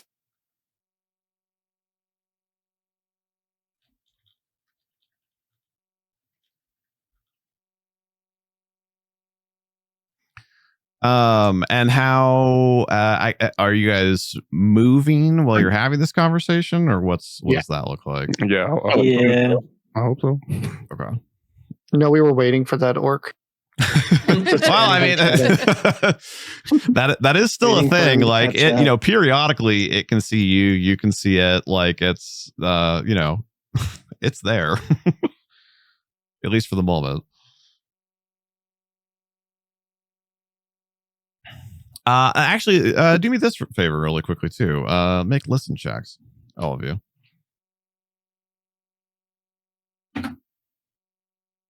15. I hear my horse breathing. I rolled a 1. I also rolled a 1. Ooh. 13, 8 plus 5. 2 natural ones, no less. Yep. So I got like a -3 on that. Yeah, I rolled a 13 overall. All right, Ava and me. I got a 15. I think was the other highest. Okay. Yeah, the two of you, as you're kind of taking stock of what your plan is, like jogging through the forest, are we going to go to the river? Are we going to circle back to this other camp? Are we going to no, Skabosh kind of throws in like, no, I want to go back and report. And like everybody else kind of steamrolls that and is like, no, I think we should go on with the mission. And then it kind of like you realize like, as you kind of finish that, like, oh, I don't hear the dogs anymore. Like I don't hear any more of that. You don't feel like you're being imminently pursued by any more dogs. That being said, like I said, you are still aware of that orc back there, but as you kind of like make your way through the forest, because I'm assuming you still carry on the general direction you were going, at least a little bit, as you're regrouping and figuring out what you're going to do next. Everybody make me a series of spot checks, and then we'll do a break after this. Better. I see the back of my horse's head. I also see the back of your horse's head. I got a 15. I got a dirty one. Thanks. I got a 17. Nice. Okay. So, it takes you guys 30 seconds or a minute or so to kind of collect all of those thoughts and sort all that out and decide on what you're going to do next. And as you're continuing to travel, Drews, you kind of like throw another glance over your shoulder and you realize that the orc that had been following you has stopped probably around where you guys killed the dogs. Okay. So as you guys continue to travel over the remaining, 30 seconds or so of having that discussion, it appears that you are creating distance now between you and it instead of it keeping pace with you. All right. I think we're safe for the most part. Let's just continue heading east. And I guess just kind of reconvene once we get to a spot where we all feel comfortable. Cool. We probably need to rest soon, but yeah. Yeah. So I'll let you guys think about that and whatnot while we take a break. Just as a quick review, like I said, they were up here. I can't quite get my finger to the right spot, but they were up there a little ways, and they were fleeing more or less southerly from the camp they were at. That area is quite large. Like from where my finger is to the lake is like 20 miles or something like that. But they were fleeing south through the forest, south-ish. The dogs caught them. They dealt with the dogs. The handler chased them for a little bit until it came upon the site of the carnage. And then they continue south just a little bit more and then kind of J-hook around. Oh, hold on. I got to think how to point my finger towards the camera in the reverse order. Yeah, there we go. They kind of start to J-hook around to start making their way from where they were to around so they can head up northeasterly and avoid whatever they're leaving behind at this camp that they were just at. So I think that's a good spot for a 5 or 10 minute break here. Let's get up, stretch our legs, circle back, like I said, think about a little bit, kind of how far do you want to try and travel? Do you want to camp? Do you want to force march? Whatever. Think about that a little bit while you're having your snacks and stuff. Our party is a little bit northwest of my finger, in the forest on the south side of Lake Capstone. They are scouting this forest for signs of orc, not just activity, but orc militarization. And they've been tasked with dealing with what they can and with reporting back on what they can't. And they just have made their way away from a fairly large orc encampment that they scouted, briefly engaged, and then decided to flee from due to what appeared to be overwhelming numbers. So they are now heading northeasterly, more east, but kind of east northeast from here, towards another location that one of their scout guides, Trouubblllee, has clued them in on. So yeah, what's where do you want to go? What's your do you want to travel a little bit and then sleep? Do you want to force march to get further away? What are you thinking? Well, I mean, I was going to side with Ska about heading back to Capstone. Not because I have a bias and there's some other gnomes there that I want to talk to or anything. But I don't know where Ska went. I can't even see her right now. Skabosh brought a travel pizza with her, and she's building a stone oven real quickly to put that in. That's what I'm talking about. Okay. Let me get the alchemist kit going here and give me those taters. She should have just used mine that I used to warm up my hot pockets. So yeah, she'll be back in just a second. Oh, look at the dog. Wiener dog. But here, just cut you in half. Travel pizza, what a great sounding item, isn't it? Oh, and a kiss and everything. Adorbs. Hi, Odin.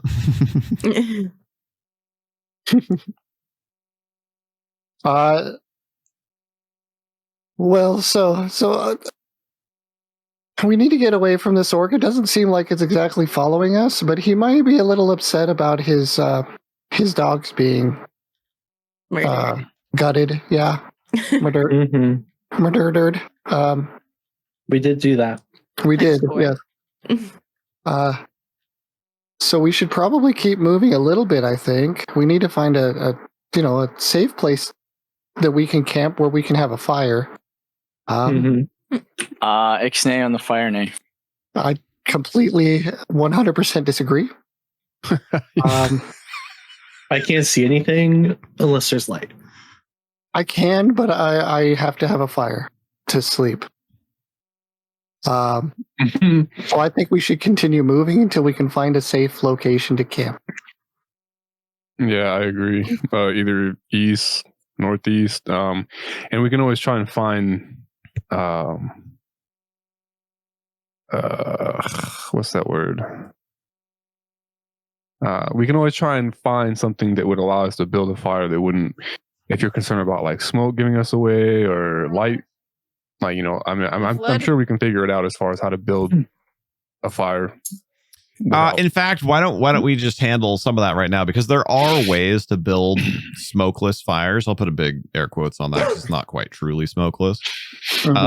So any of you that can, if you want to just go ahead and make either a survival check or I don't actually know what knowledge that would be. Start with survival. Yeah, let's just do survival. Whatever. Yeah, survival problem. Hey, look at that. I usually like to give an 30, alternate 20. option, so there's potentially two ways to succeed, but I don't think there's really a great knowledge that makes sense for that. Nailed it.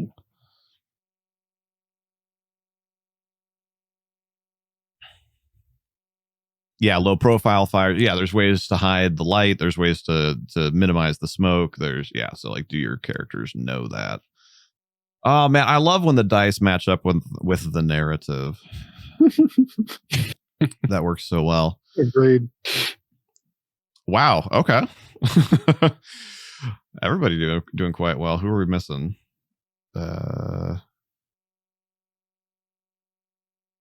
Scott, Pixie. Yeah. All right, survival's untrained. Yeah. Ms. Anybody Dash. can. Yeah. Anybody can do It's that. not gonna be very good. Yeah. Knowledge is the one that has the training limitation. Eh. Actually, not bad. 16 total. Wisdom. So yeah, I'll let you guys talk that out in character, but I think it's safe to say definitely as a group, and probably specifically Bahir, Alondite, and Trouubblllee. You guys can kind of chime in with some tips and tricks or whatever about how you can meet Rubaato's needs. Yeah, it's fine. It's also nighttime, so like even if it does smoke, it'll be harder to see. Well, then the light becomes easier to see. Yeah, it's just the light that's the problem. Yeah. But I mean, we can build, we can find rocks, smaller boulders. Well, I mean, there's ways to hide it. I know what you're talking about. And what you do is, even though I'm opposed to it, you dig a hole, and then a couple feet away, you dig a tunnel to the fire in the hole, and it makes a stealth fire. Learn about it in fire. Yeah, I forget. It's called like a chimney fire or something. That's not actually the right word, but it's like something like that. Shout out to The Dakota. fires underground. I've heard of it, but I've never been able to get it to work myself. That's why I've always had just a normal fire pit. But yeah, as long as I've got some fire, I don't care where we stay. It's a rock. All right. So yeah, what's how far do you want to try and get? As far as we can without having a force march, probably. Yeah, and that's more kind of what I'm driving at, is if you want to force march or not, because technically the maximum amount of distance that you travel is based on just a full day of marching, but and so like technically that's separate from fighting, but I've also always found that a little bit weird. Like I think fighting is probably more exertion, certainly more exertion per minute than marching is. So I'd probably say, that's a relatively short combat, but I'd probably say that ate an hour of what would have been your marching time. And then also, if you'll remember from the previous session, you guys march up here, right? Like you guys already traveled like half a day to get here. That's true. Yeah. So between so that was 4 of your 8 hours, and then let's say that the combat drains 1 of your hours of stamina, so you'd have about 3 travel hours to go, which is still not nothing. I don't know why my brain, after all my years of D&D, refuses to memorize the number of like how many miles it is you march in a day. But like whatever that is, you could do 3/8 of it. That's good. And probably, maybe even slightly less, because like it's it's not super densely wooded, but it's not exactly, you're not on a road either. You can probably do like 2.5/8 horse. A little over a quarter, right? Maybe around 30% of a day's travel. But let me see if I can find that number. And maybe if I can't memorize it, maybe one of you can. Actually, Legendary Ava, if you thinks it's could, 12 or miles. maybe 8 if you're Darouge. stealthy, 15 if you're moving fast. Maybe Darouge. If there's planes in the area, I think Amina might be getting kind of hungry. It's 24 miles. Okay, We're all moving that's the 30 number that I feet. had in my head. But yeah, I really could not remember. Okay, and I did just find the table. I'm not gonna lie and pretend that I do know. Thank you, Legendary Loot. I appreciate you pitching in as well. I'll throw it in here. We're playing version 3.5, so it also may potentially be a little different from version to version, but there's the page that has it. If your combat speed is 15 feet, then it would be 12 miles, 20 feet, 16 miles, 30 feet, 24 miles, and 40 feet, 32. So, all right. So you can do about a little under a third of 24 miles. So, I mean, you can still get quite a ways, right? You can still get 6 or 7 miles away from where you are. You're definitely not going to be like meaningfully close to this camp that you're leaving. Yeah, I think that's the main goal, is just to get some good space and find a good spot to set up. Right. So you guys are feeling comfortable with that, though. Like, that does not motivate you to force march, I'm assuming. Mm-hmm. Okay. I'm sure we're fine. Nothing will come across us in the night. If anyone gets tired, we got a horse. Okay. Well, let's have one or both, however you guys want to handle that, of your scouts make a survival check to navigate for you, and I'll roll some random encounters.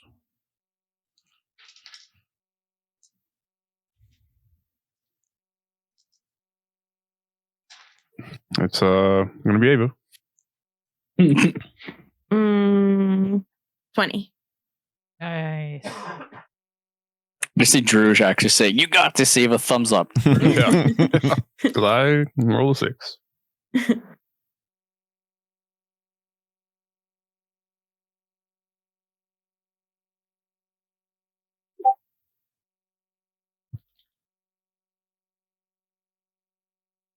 Someone got a message. I heard it. Bloop.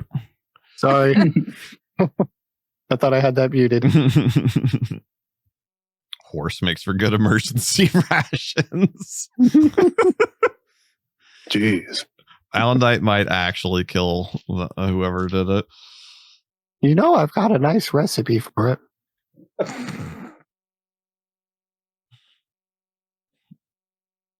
You can't kill who did it if he never finds out who did it. Do you really think I could kill a horse?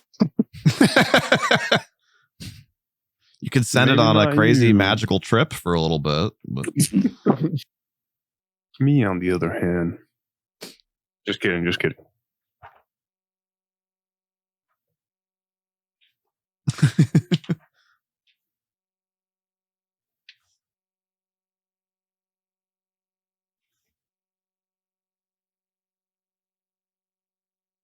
You can see Echo's ears.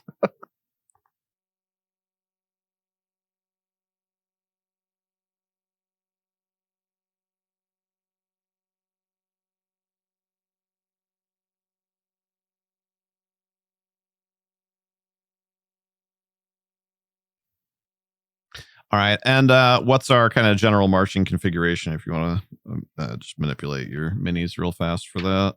I'm usually between the scouts and the rest of the party. Be leading behind the scouts. Well, we're heading east, right? So we're going to go. And behind Skabosh, I guess. Or I'll take the rear. Ooh. I'll be up front, hoping that we don't get encountered by anything, because if we do, I'm dead. Now that we have multiple spellcasters, something that might be kind of interesting would be to add a Stream Elements bot thing for tracking spell slots. Oh, that'd be brilliant. Ooh, that's a good idea. Because that's a pretty valuable, that almost tells you more than hit points do, other than the immediate, obviously if somebody's at 2 HP, that matters. But in general, for kind of like general party resources, spells are probably as important, if not more.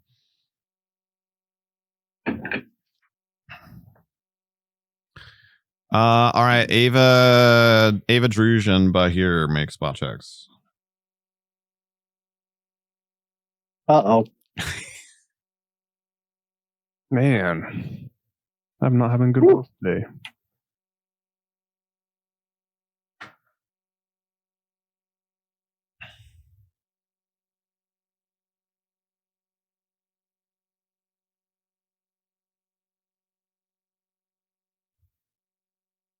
An army of goblins is walking towards you. Oh no. What?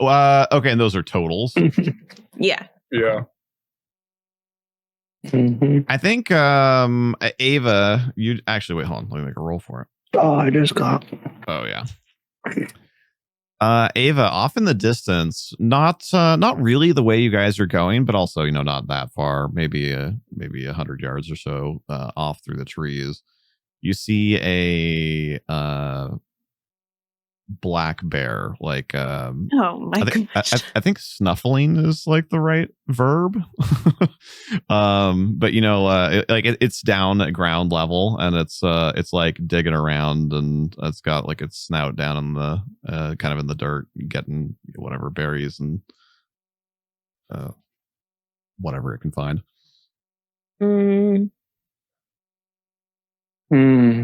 Is that it? Not is that it, but is that? Yeah, it does not appear to be aware of you at the moment. Okay. You can avoid it if you wanted to, or not. Yeah, I know. I was just wondering that. But here, which I don't know what you're supposed to do with the bears. I forgot that lesson in Girl Scouts. I think I left Girl Scouts before that lesson was taught. Okay, can I turn around and whisper to the group? Like, are we pretty far apart? Or are we all pretty close? I think myself, you, and here, all within arm's reach. Okay, so maybe. Actually, if we're leading, how about I say, the three of us see it? I say we just turn the group in the, I forget what direction he said the bear was, but to go in the opposite direction and kind of move away. Go around it. Yeah, but don't. I feel like if we alert the group, it might cause more chaos and more noise. And 100 yards isn't that far away, so that's what I'm going to do. Okay. Oh, sorry, I muted while I was talking to Pixie about food stuff. Hi. Yeah, so that's your pitch to the party. How does everybody else feel about that? Sounds good to me. Well, she's not telling the rest of the party, just me. Yeah. Well, yeah, whoever is hearing that. Sounds good. Okay. Thank you. Well, I'm okay with that. What's happening? I'm literally going to roll that I wasn't paying attention.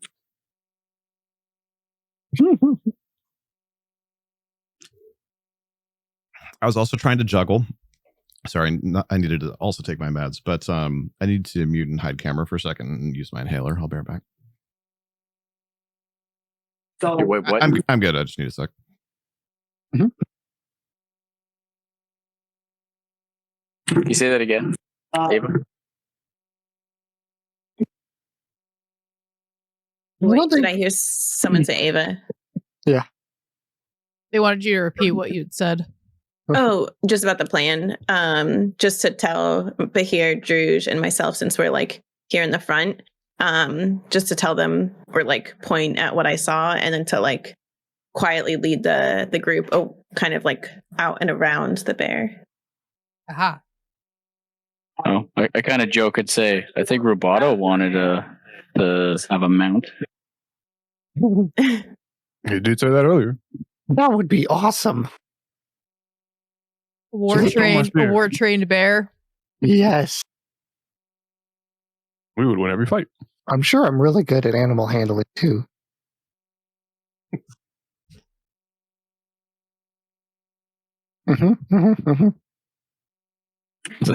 I'm good with farm animals, not so much with wild animals. I can handle a squirrel into the front of my arrow. All right, I'm good. I was going to say, I thought squirrels scared you. It depends on the squirrel. As long as it's 30 feet away or so, it doesn't scare me.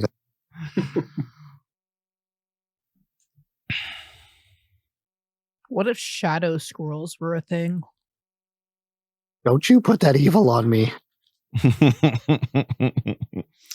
Okay. Sorry, obviously I was a little distracted with what I was doing, but it sounds like Ava is leading the party in a circuitous route to avoid it. Yes, that is the plan. Okay. Yep. Cool. You're, otherwise more or less, uninterrupted, standard wildlife and whatever that you would see, but you don't see anything else that's particularly game worthy or that's particularly dangerous or aggressive as you travel for the, over the course of the next couple of hours. And you make your way as things are getting a bit later at night. Well, not late at night, but like, as the day is passing on to night time, you start kind of poking around to find a spot that'll meet everybody's needs, including being able to hide some fire for Rubato. And what was the total survival that we made for navigating? I don't remember at this point. It was a while ago. It's like 20. I think for some reason 22 is what's in my head, but I'm forgetting exactly. It was pretty good though. So you poke around for a little bit. You at this point you guys are experienced enough traveling together that once you're starting to get down to kind of the last little bit of your energy before you'd have to start forcing yourselves, you start kind of scouting out areas here and there, and maybe you go a little bit further and then kind of backtrack, like, oh, that spot we saw like 5 minutes ago was pretty good, and manage to find yourself an area with a nice like copse of trees and like a relatively large boulder that you could kind of windbreak against, and I'll pass that back to you guys. Sounds good. Do we still have a tent? Probably. Is that thing we still own? I'll help set that I up. believe Alondite has that. What? The tent. I would much prefer not to set it up if we are stealth. Because if we need to run, we're gonna have to leave it. Yeah, that thing's getting left behind. Yeah, that's probably. But I want a glamp in the dangerous forest. All of you watch as Skabosh, in a manner uncharacteristically seen from her before, walks over to Alondite and grabs him by like the inner part of his armor and like drags him away, saying, "We need to talk." Oh. Can't do a listen check? No, I'm just kidding. And then I just kind of drag him off to the trees. He's off the horse at this point. Just off in the trees. All right. Are you wanting a space to role play with Alondite for the stream, or are you having a secret conversation? Nope, it's not secret. Wait, so no, it is secret? No, it's not. Like, this is for not secret. Not secret. Okay. Yeah, sorry. I had a bit of my own pizza crunching in my ears. So yeah, go ahead, have fun. I kind of just shove him like a little bit, and then just what? I rip my mask. What do I do now? I rip my mask off. What is your problem? I don't have a problem other than keeping everyone alive. No, with the way you've been treating Drooch, he has proven himself, and you're constantly nitpicking and being rude to him. What is your problem? He's new, and I just don't remember his name. A likely story. What's going on? He hasn't proven himself yet. I haven't heard of him or know him in the ranks. How has he not proven himself? He led us here. He's been wanting to fight. He's been itching to fight them. What is your problem? It's been a few hours. You give it a few days, and I will gain.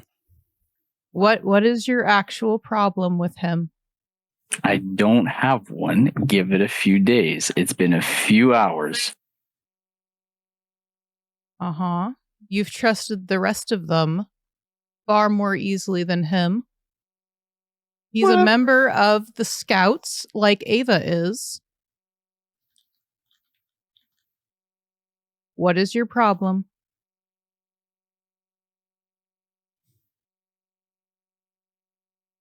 And I give him a good stare in the eyes. You really think this is because he's half one of them? Yeah, you don't even say what the other half is. We need to talk this out now, friend. You know I have an issue with this, considering my heritage. There's nothing wrong with your heritage. Really? You're half elf. There's nothing. But you know what that other half is. It's not a standard elf. I know it's. And I often get judged for how I look, which is why I'm constantly covering my skin. Different than an elf. An elf is an elf. That is no different. These are orcs. Yes, but he's half. And he seems to have no problem helping and trusting us. It's been hardly a day. Alondite.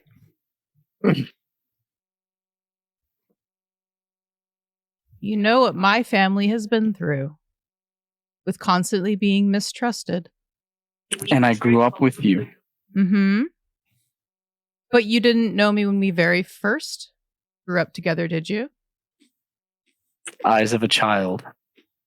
Mm-hmm. You need to be a little nicer. Don't make me tell my mama when we get home. How much more nicer do you want me to be? Mm-hmm. Just think about it. And I walk back to the group. Pull my mask back up.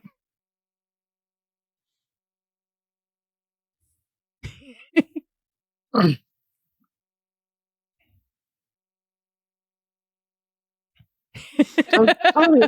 right. Yeah. What's everybody else doing while they're over there having their little chat? So, Drew, Geneva, can you guys help me set up this fire? You guys wanted to keep it hidden or something. I don't really care about that. I just would like to have the fire going.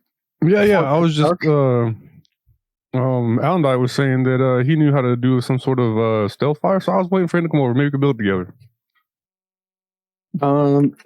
I'll probably go clean my sword off and take out my sewing needle and my whetstone and just do upkeep of my stuff. Okay. My armor kit also.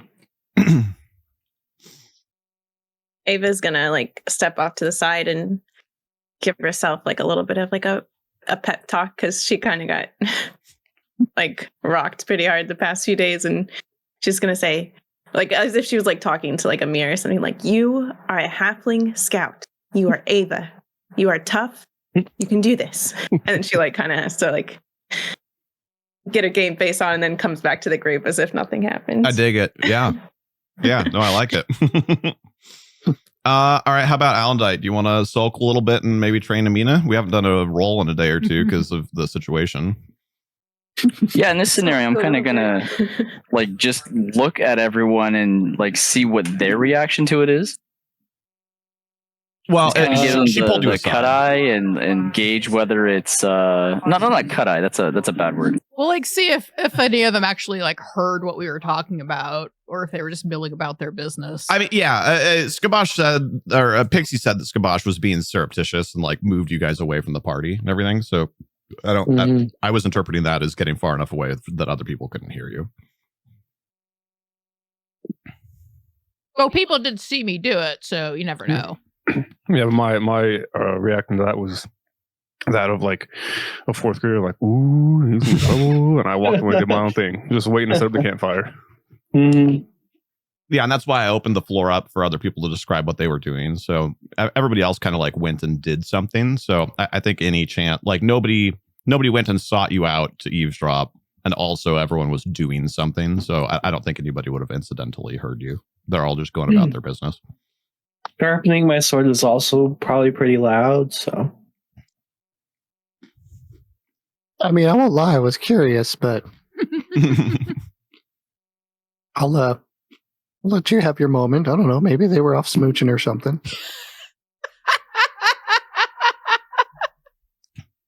So yeah, upon seeing that nobody's really, nobody seems to be looking at you any differently than they were a couple minutes ago. How do you want to proceed, Alondite? I'm gonna take that as I'm gonna be like overly optimistic and friendly to Trouubblllee and like a little more hard on the rest of the group. Okay. Like completely offset the balance. Is it? But yeah, are you? Is it just like a little imbalanced, or is it like over the top? I'm sorry. What was that? I said like what Amla said in chat. I'm gonna, while doing like with that sort of attitude, I'm gonna like move to my horse and care to it and make sure that it's like eating and stuff. Like, okay, giving minor like dumb commands of like, make sure you're doing this and like you're doing a great job, Trouubblllee. Not looking. Thumbs up. Thanks, appreciate it. Man, he's so nice. All right, I like it.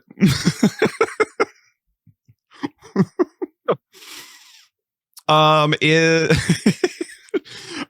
you in any way trying to mislead, or are you actually like trying to put on a good face? Oh yeah, like it's totally just a facade. Okay. Make a bluff check. You can have like a plus, +4 to it because it's, I don't want to add sense motive to see if he's being genuine. Yeah, that's why I'm having him roll that first. So he's going to set the DC for any sense motive checks. 12, 11 plus 2, 13. I mean, I failed. But 17. I said I'd give you a bonus because you're not outright lying, right? And deception is more about like actually lying. So I'm giving you a bit of a bonus because it's more of a it's like, it's above body language, but it's way below outright lying. So 19. So your roll for deception was 13, Alondite? Yeah. Okay. So 17 becomes the DC for any sense motive checks. I beat it. Well, I failed, but everyone else seems to have passed, so. What about okay, there's Rubato. What about Trouubblllee himself? How does oh, never mind. Is that what that 7 was? No, I'm roll right now. Okay. I haven't rolled yet. I was at 17 on the dot. What's happening? Drew's just vibing. He's like, all right, I guess combat, brothers in blood and whatever. Mm-hmm. But the Rubato and Bahir, I guess, do whatever with that, if anything, as you will. But the two of you pick up on it's a little much. It's Trouubblllee doesn't seem to be offended. You notice that too. But you've been around Alondite enough to know that this is I guess not malicious compliance because you don't know what Skabosh said, but that suddenly Alondite is treating Trouubblllee differently. Mm-hmm. Well, this seems a little familiar. So, Trouubblllee, let's try to start this fire up here before it gets too dark, please. Okay. Sounds good. I'm going to try a survival check, if that's okay, to see if I can make some sort of stealth fire. All right. I'm going to say it's harder for you because of the way that you have chosen to define your experience with that. Uh-huh. But yeah, go ahead and give it a try. Oh. Ooh. It's 17. Okay. Very So, nice. you're going off of some really vague, like, verbal descriptions, right? As they were, like, chatting while you're, like, still kind of on the tail end of running for your lives.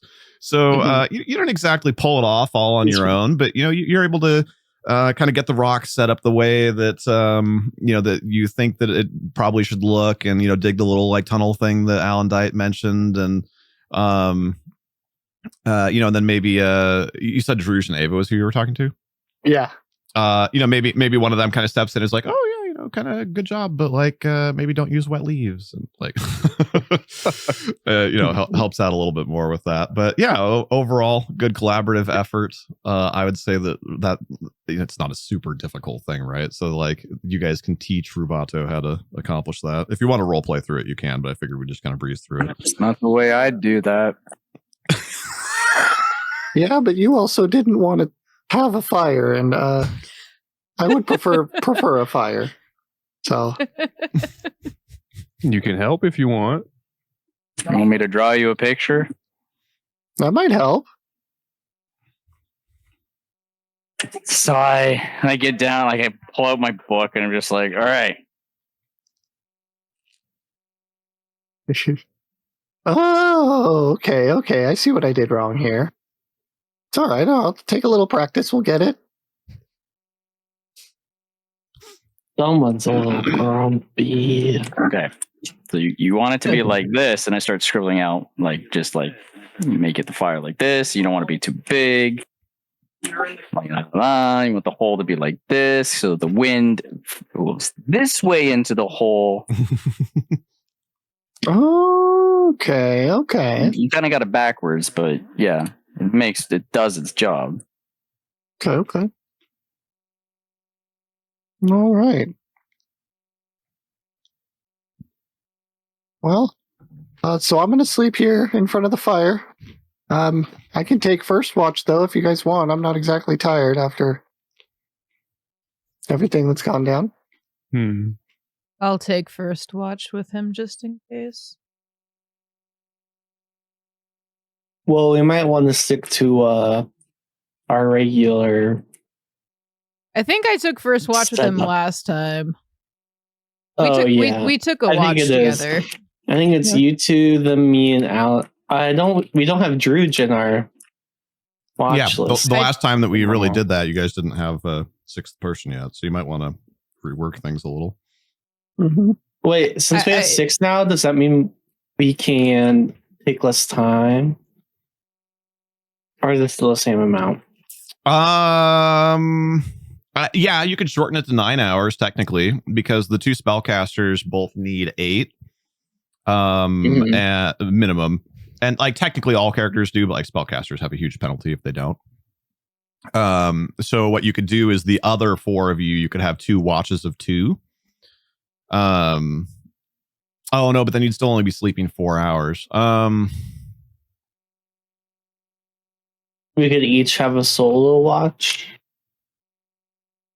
Well, but even so, right? Like if one person stays up for 4 hours while the other person, while the other 3 sleep, then that other person still only gets to sleep for 4 hours. So like you'd still be exhausted. So yeah, it's just kind of the way D&D is set up broadly. Is like it takes about 12 hours of downtime and about. Wouldn't be like you could do 4 2-hour watches, right? Well, but every time your sleep is interrupted, you have to sleep another hour. Yeah.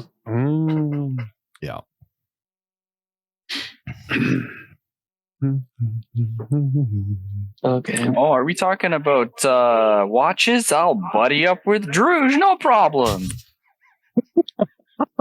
Sounds good to me. Okay. I'll buddy up with Ava. Hey. That's funny. It actually makes sense because Druge actually has really good spot. Oh my gosh, it does. Also, I just rolled a sense motive for a bluff in the event that a bluff has to be rolled. I think that all falls under kind of the general deception. All right, that's an 18. I rolled an 18 for that check.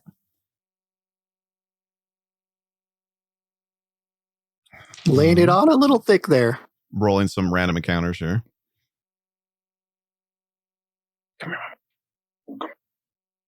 Yeah, legend. Sorry, I can't type. I got too many. I'm rolling dice. I throw a rock in Alondite's direction, just kind of give him a look.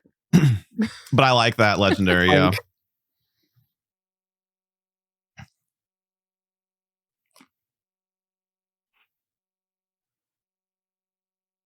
Ooh, I like that too. We are bad enough at spotting this, and I don't know if we need another check.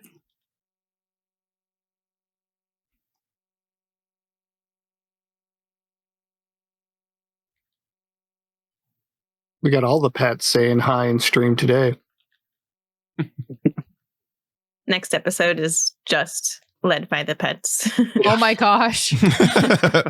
It'd be chaos. Unfortunately, Loki wouldn't show up with the background removal. It'd have to be Babu. Well, it really just depends on whether or not it sees eyes and stuff. Oh, that's true. Loki does have. Although actually, I'm surprised. It's because it's all on Druzha's torso right now. I'm not sure if the dog gets like outside of the range that it's defining as where the human is. If it would show. Hi, puppers. Dr. Pepper would just cast Fireball. Not magic missile at the darkness. No. Dr. Pepper's not scared of the darkness. Oh, so it's a shadow cat. He is all gray. All right. The encounter rolls were otherwise what's the word I want? Unobtrusive. There we go. So you guys' night passes through otherwise uneventfully. You go through your watches, which is way more convenient. Not having to stick somebody. I think you usually did Ava on a solo watch. It was Ava. And you wake up in the morning, feeling otherwise refreshed, like you're good to go. You can. Okay, hold on, wait. During Druzha and I's watch, I kind of just have like this moment with him where it's just like, okay, I'm gonna be real for you for a second. Skabosh has been on my ass about you. I mean, understandably so. I feel like you're kind of mean to me. Not anything like that. Just like, I don't know if you noticed that I've been either hard on you or like we've had odds or I've been different. I'm not the easiest to get along with at first. Hey, I mean, I get it. I'm new. You don't know me. I don't know. I don't know any of you. None of y'all know me. But personal opinion, I feel like I've done more than enough to prove that like I'm not someone you have to worry about. On multiple occasions, I feel like I put myself on the line or stop someone else from, having a fate that no one wants to have. So, I mean, I get it. Might bump heads. I'm not looking to be best friends with you, but if we want this to work and we want to be as successful as we can be, we at least got to be amicable with each other. And I have no beef with no one, so. Yeah, you took an axe to the chest as an initiation, so that's pretty deep. Yeah, I mean, the fact that I didn't try and kill her on the spot, I feel like, that should say something about, I was like, yo, I'm a friend, don't. Yeah. My number one job is just to make sure that everyone stays alive. And if you're here to stay, then I have to make sure that includes you too. So I don't need any dumb decisions or delusions of grandeur or decisions that mean putting everyone at risk. I get it. I'm a bit gung-ho. I like to, I know early on we were talking about heading back to Capstone. Felt like maybe it was a little bit overwhelming as far as pursuing the camp. But I feel like I also I'm in a position where I got to prove myself. Obviously, I look the way that I look. It's not, the most sought after look. I get side eyes. It's not a secret. But I'm just trying to make a name for myself, let everyone know I'm here for the good of everyone. I'm trying to do things that I'm trying to do for the good of everyone, and I'm not trying to screw nobody over. Yeah. Take a few seconds with Skabosh. She would probably have a lot in common with you. Yeah. Sometimes those decisions that I make, some of them more dangerous than others, but I'm trying to do everything for the greater good. You're good in the cities? Yeah. All right. I feel like we're going to have a lot more watches together, so we might as well make the most of it. Sounds good to me.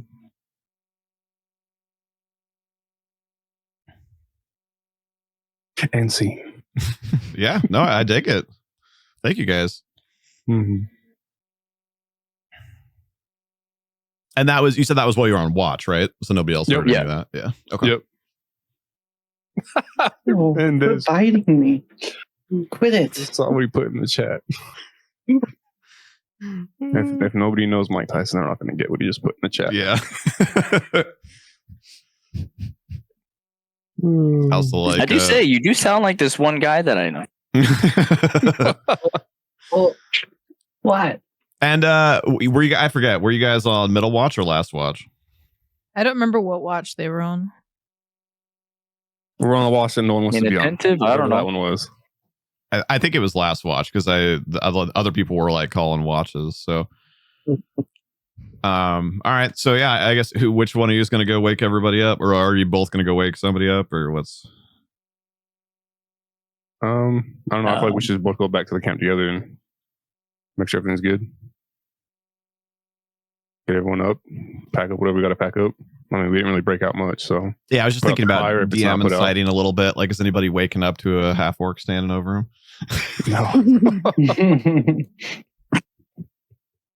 No, but how's the fire doing? Did they keep it up during their watch? No, the shadows put it out.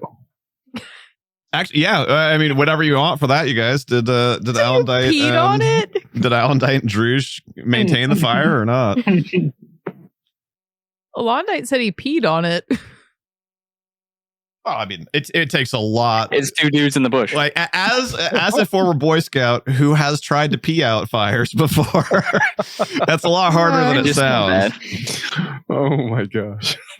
I married so there would still be a fire regardless of that. No, yeah, I stoked the fire every once in a while and threw some branches, some twigs. Okay, here and there. Because I'm like sleeping right in front of wherever it's brightest. Mm-hmm. And then when I did go back to wake everyone up, though, I stood right over Rubato, nose to nose, my hot orc breath in his face until he opened his eyes. Oh no! Oh no! Well, hello, good morning. That was not exactly what I was expecting. Yeah, I'm just trying to wake everybody up.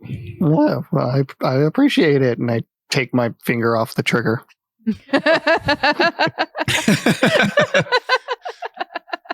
That's a much better greeting than a previous character in the original campaign in the Kingdom of Rin, who's pre-planned first. So he slept with a loaded crossbow next to him, and if he was ever woken up, essentially in any way other than what he expected, his first action was to fire the crossbow, like to just hit it, and it would just fire in whatever direction. Jeez. Surprisingly, we never got anybody killed with that one. No, in fact, yeah, very rarely even hit people. Did he ever actually hit anybody with that? Oh, I'm sure he did. I don't think there's any of you from that party who. No, actually, Amlas, that was Thadris. Yeah, you that sounds like a Dakota thing, but yeah, that was Thadris. I don't think there was anybody in that party who hadn't tried to murk one of their friends. We had so many close calls. The story of that party is defined by your fumbles. I do have a question. Yeah, what do you got? So I know that you said that sleeping is kind of replenishes for casters what their ability to cast their spells and everything. What about like health? Does our health regenerate? Yeah, so it's a little different. And oh, that's interesting. I zipped my headphone cable into my zip up. It's pretty different in this edition versus newer D&D. Newer D&D, you like practically get the full health every time you rest. That's obviously skirting around it a bit, but it's the regen is significant. In 3.5, if memory serves, for every 8 hours of rest you get, you recover your number of hit dice in hit points. So as a level, a hit dice is essentially a level. So like you have 2 hit dice spent in your class. Whereas if you were a multi-class, like let's say fighter rogue, you would have 1 hit dice of fighter and 1 hit dice of rogue. So as a level 2 character, when you sleep for 8 hours, you regenerate 2 hit points. Okay, word. So we get 2 hit points? Yeah. Okay. Just got to bring his back up to 9. Where am I at? Boop, boop. All right, now I'm at 9 out of 11.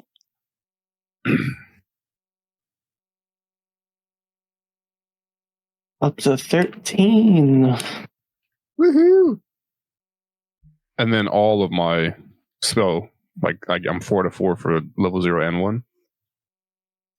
Yeah, so technically you have to go through. You have your own little personal ritual where you do whatever. And I think in general, I do want to try and kind of verge towards like letting people describe and role play out those things. But I think we did kind of do that the previous day, and also we just spent, not that it was in any way bad, but we did just spend a fair amount of time doing some character on character role play. So if people are cool with it, I was going to suggest that we just kind of say morning routines happen today, and then we move on, and then maybe the next day we can do a little. I gather run around the fire and I start the morning prayer. Yeah, that's fine. So yeah, you have various people working out, thumbing through their spell books, praying to various things. Casting out my spirit echo. That all takes another like a half an hour to an hour, and then you can clean up your camp and go about your day. You are. I guess it depends on which camp you want to try and head to, right? Because yesterday's goal was really more just kind of go in the right general direction and get away from this camp. So, what is your goal? You have it's a new day. What are we doing? So, you can go. I just wanted to ask real quick. So, how far exactly did we travel? About 6 months. So, 6 months. or since I usually give it to people in terms of how many days travel it is. That was about a quarter of a day's travel. Quarter of a day. Okay. What is today's weather? Yes. Thank you. I'm usually pretty good about that. I forgot. It is hurricane. I read it in my journal with every the day. chance of rain. Today is the 23rd day of mid-spring, and it is you have clear skies and moderately windy. What direction? 24th. Clear skies. All right. The wind it's actually a bit of a weather inversion. The wind is coming from the south right now. So behind us. Ish, yeah. Okay. Well, from the information that's given to me, in regards to the route that I was supposed to go on for my scouting mission, where we are now, we're about 3/4 a day to travel. If we head east, there's a point of interest over there, and then about a day and a half travel northeast for another point of interest. So I guess it's really just up to you guys. If you want to travel 3/4 a day east or a day and a half northeast. Well, yeah. So it depends on kind of how many stops you guys want to make and what general timeline you want to pursue. If you just went to the second one, it'd probably be slightly faster, but obviously you'd be skipping one. As another point, actually, as well, because I know that this was going to be an issue during this adventure, we need to mark off 2 days worth of rations, right? Because I don't think we did that last time either. So we had the day that we just completed, and then the day before that as well. I don't think had been tracked. I do have one point of concern. They know we came looking for them. Is nobody concerned that they might speed up their decision on whether or not to attack Capstone, since they know that we know about them? I feel like that might take a lot more time than we're going to take, like scouting them out, for them to like organize like their groups together to actually do that. Yeah, I think the coordinated effort that would need to be made for something like that to happen. Yeah. We don't know what kind of messenger system they have, though. What if they sent someone ahead to warn the other camps? And then, like, if they're marching in like groups, they're not going to make as good as time as we are, just like walking as individuals around. I'm kind of with Scott on this one. If I was them and they saw a band of scouts come and infiltrate one of their bases and cause as much havoc as we did, I'd be pushing that plan up fast. Was there not any... Before you guys left Capstone, did you guys not have any sort of dialogue with anybody in the chain of command over there, like, hey, if we're not back by this time, prepare for the worst? Was that not a conversation that... No, I think it was if we weren't back in a certain amount of time, they just thought we were dead and didn't care. That was more the idea I got. Sounds about right. Just really quickly, as a point of meta knowledge, because this happened literally in like October, and it's fine. Like Druj would not know this, so this can be a moment for in character education as well. But you guys didn't even come from Capstone. You guys are coming from Kalen, right? That's right. We weren't coming. So yeah, do with that what you will. But I just figured, since that was literally like 3 months ago of real time, I'd give you a quick reminder on that. Mm-hmm. Yeah, I'm still gonna stick with my. I really don't know. Like, they could just be like, "Okay, let's just go," and Capstone's not going to have any warning because we decided to keep looking around. I feel like they already know that this stuff is happening. Like, that's why we were sent out here. True. We were sent to find the camps and destroy them when they thought there wasn't much to them. I think there is more to these camps than we previously thought. I think what's tricky though is like we found one camp and we took out some of them, which does pose a threat. But then if we go back and we say like, here we confirmed one camp when we missed like potentially 4 other camps, like maybe there's so much more that we don't know. I think it would be worth it to get more, like we don't have to fight. We could try to be like a bit sneakier moving forward to guarantee us to get this information back. But I think this could be really valuable information to bring back a full report rather than just like one out of however many potential camps. Yeah. Yeah, I feel like we're in kind of a tough spot here because there should have been more than just us out here scouting this. So that way we could get this information relayed back as fast as possible when, we can see that this could be a bit of an issue. I have an idea, all right? Let's split the party and half of us go to Capstone and the other half of us can keep scouting. No. How far are we from Kalen? I'd have to backtrack it, but like a day and a half, 2 days travel from Kalen. Okay, what about we make our way east, 3/4 day travel? There's a point of interest there. We see what's going on. We see how active the camp is to see if maybe they have started spooling up some extra activities. See if they've even got tipped off yet. And then make a decision based off of what we observe at that POI as to whether or not we should head back. We don't have to scout out both camps right away. We can just head to the one that's closest and gather some more information. See if they were even tipped off. I mean, I don't know. I mean, I feel like we took out, well, actually, I don't think I killed any of those orcs. So I feel like y'all took out, half the camp. Roboto, what did you see? We never actually discussed what Roboto saw. Well, from what I could see when looking down in the camp, I was trying to cause some more havoc inside there to keep them from streaming out at us. I saw at least 4 orcs that were definitely not your run-of-the-mill smashers. With pelts, a little better dressed.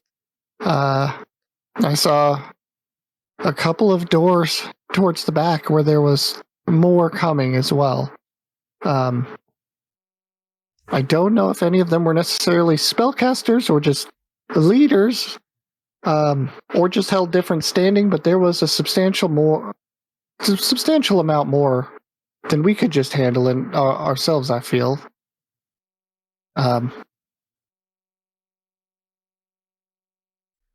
Let's check the closer camp. I'll compromise on that, but I don't think we should just keep scouting if we know that there's that much of a problem at one camp alone. And I'm doing this against my better judgment. We, as scouts, we do need to find as many locations as possible, not engage all said locations. Rouge. Keep that in mind. Rouge. Yes. Can you for sure this time not go in guns blazing? Scout's honor. While Drew says that, he has his fingers crossed behind his back. Can I roll a spot check to see if I see that? Is that tongue in cheek, or do you actually want to try and mislead there? I'll say I'll actually try. Okay. Because I am trying to make a name for myself. I'm trying to pump my chest. That's fair. I'm. All right. So far, so good for me in regards to the rolls. What'd you roll? I don't see a roll. He's just talking in general, I think. Got it. Yeah, so technically the bluffer should roll first, and then... Yeah. Oh, okay. Yeah, because that sets the difficulty class for the believer. Oh, man. I'm not had good rolls today. I'm constantly one good roll today. rolling. Oh. All right. There you go. I probably won't be able to beat that unless I get a 20. Yeah. That's Mendez. Where'd mine go? Well, but what are totals, right? We have modifiers and stuff. Not that good of modifiers. So I think it's... Where'd my I think die 21, because I have a 2-skill modifier next to bluff. go? There's Rabato's roll. What's the check against deception? Sense motive. What are you doing? I don't have anything for that. I'm trying to find my roll. Oh, your roll was a 14. As far as like physically where the dice is on the board, I'm not sure. Okay, I rolled a 14, no, I so might have been beat. that's a 15. I don't want to roll because I'm down to do whatever. Okay. Yeah, nobody has any reason to doubt that. I also just had to make the joke it was in my head, so now I'm going to make it out loud. To don't go in there guns blazing, which of course is just an idiom. But of course we all joke about Drew's like thumbs up. So like was it finger guns blazing? Like when those index fingers come out, baby, it's game over. Right. So, okay. After last night, I trust you, and mark my words. Anyone that does go in that risks the mission will be left behind. All right, sounds good. Alondite's not joking. That seems a little drastic. He will be. Alondite has progressed to trust but verify. Sounds good. And it should be known that gaining Alondite's trust is not easy. So don't mess that up. Okay. And I found it pretty easy, to be honest. But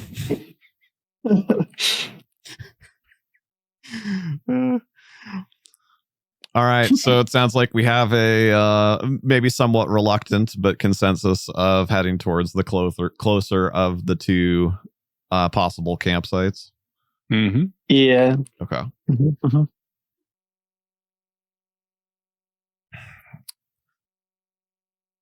All right, which is the one that is, well, yeah, I guess you guys didn't really make a significant north-south travel. You just like looped around enough to be. Also, Alondite should get back on his horse. That's true. He should. So you're going more or less due east from where you are currently. So let's have a navigation check by our scouts, and then we'll be on our merry way. I'll roll to check for random encounters while you're doing that.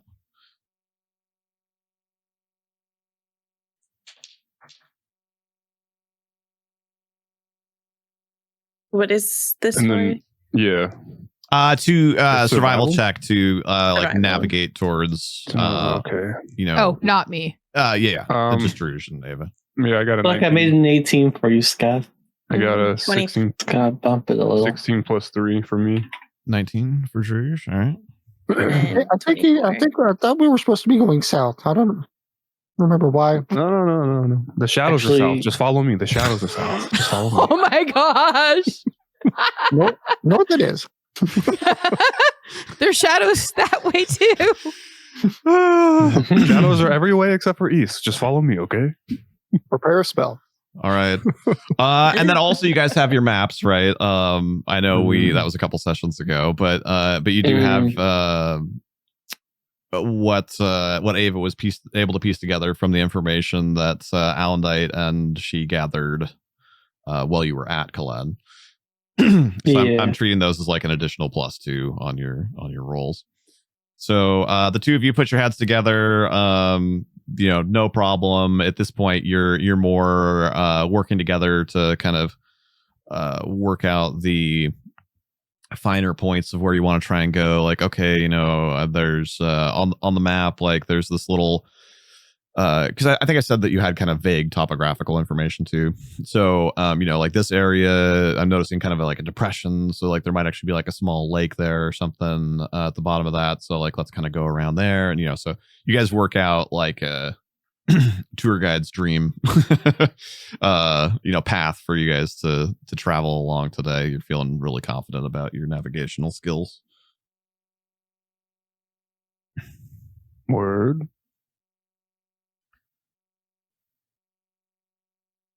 And then I want to say, because we're just marching, walking, right? Nothing crazy. Yeah. I think I'm going to step to the side and walk up to Alondite and just pose a question. If this, if the POI is an encampment and it's nothing too crazy, would you be opposed to not going guns blazing, but still see if we can handle whatever might be there? Or are you fully set on just scouting and then going home? If this camp is anything like the last one, that is a straight no. Okay, sounds good. I just wanted to ask. I'll set a number, 5 or less. 5 or less. We can handle more than that. Okay, well, what about? I'm gonna count it. There's 6 of us, so 6. I could handle at least 2 just myself. I mean, Skabosh. Then I'll let you handle those 2 by yourself. Good luck. Skabosh just turns around and goes, you can't make a name for yourself if you're dead. And then, sure, but you can't make a name for yourself if you're too careful either. And then she just pulls her mask back up and kind of stalks off into the darkness. All right, and then after shade. After hearing that, I say, okay, 5 or less. Sounds good. There's actually a lot of 6 artists. or 7. Oh, all right, 6 or 7. All right, now we're talking. Final offer. There's actually a lot of artists that did, in fact, make a name for themselves after they were dead. Also true, yeah. Picasso was a wonderful gnome artist. My great-grandfather, no one knew how good they had it until he was dead and someone else was in charge, so... Oh, yeah? That's how it goes. Your grandpa, huh? Yeah.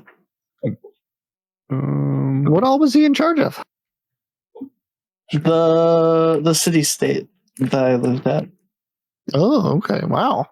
So he had a lot of stuff to worry about. Yeah. My family was never in charge of anything like that. So does that make you like a steward or something? Well, sure. Yeah. I think it makes sense. Is that why you refuse to take your clothes off and you refuse to cover your body in mud to protect us from the... You know what? Yeah, I think I know who you are. All right. All right. Ooh. I mean, I just don't like to be dirty. I like... Sounds like we got someone who thinks he's better than everyone else. Makes sense. No. I don't think that.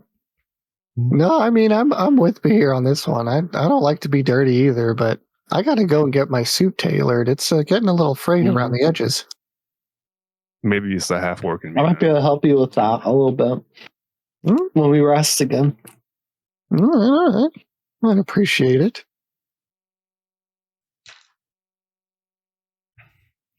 As we're trekking along, I'm assuming we're talking.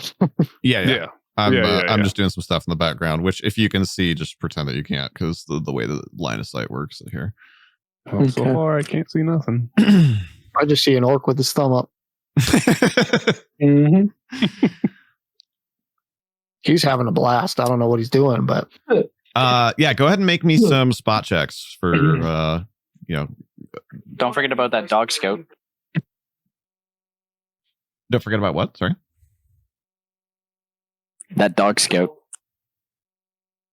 oh yeah, him and the dogs are all still there. Oh, I mean, you guys are literally miles away 14. from there. And going further away.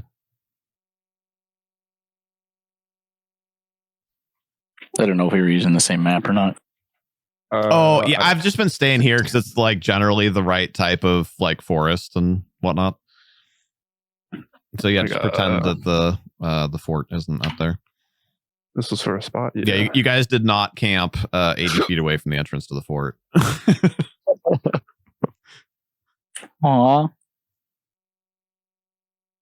With a fire. Yeah.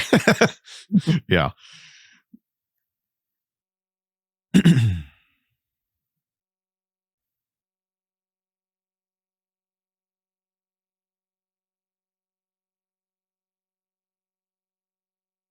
-4?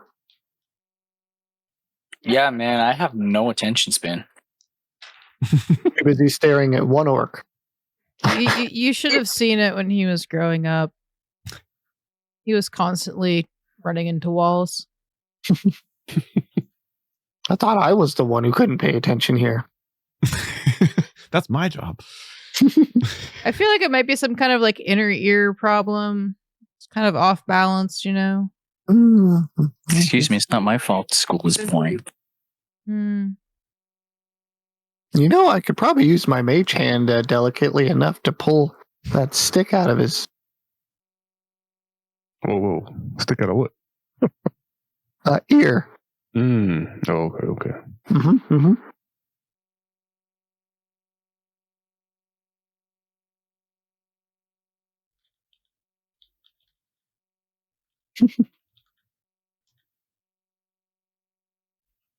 He was born with the helmet, molded by it.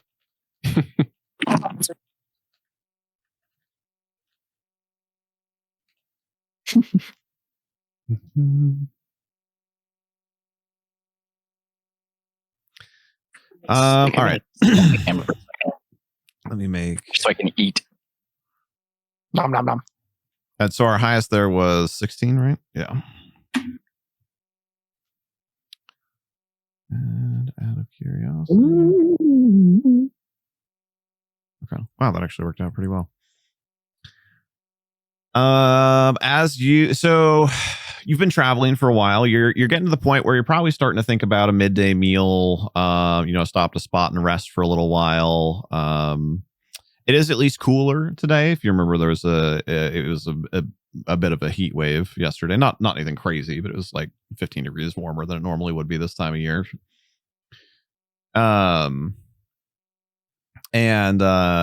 You're kind of right as you're getting to that point where like Ava and Trouubblllee are starting to eye around for locations where you could sit and eat in a defensible position and whatnot. Ava, you start to see some movement through the trees a ways off. And also, I didn't want to interrupt like as everyone else was talking, but throughout the day also this is not new news, but because I described this when you were approaching the previous orc camp, but as you're traveling through this forest, you're periodically running into old like abandoned fire pits or tracks and signs of activity, and like that's become relatively commonplace throughout the course of this. And you're now seeing movement through the trees, like 150, 200 feet off. Okay. Movement. You're probably far enough away way, now I see. that you can't like super like see a whole lot of detail, but you see the like shadows changing between the trees, and it kind of vaguely looks like it's headed perpendicular to you. Okay. Okay, I'm going to, the group is all pretty close. Yeah. So I think I'm going to share this, like turn around and share this information with the group and tell them that I think we should get our sneak on. And because I wasn't able to see what it was, correct? Just something moving. Yeah, you'd have to get closer to get detail. Yeah, so I just relay that information to the group and see what they would like to do with that. As Ava relays that message, I say, if anything, head south. And we need to scatter. We need to set up a place to meet up.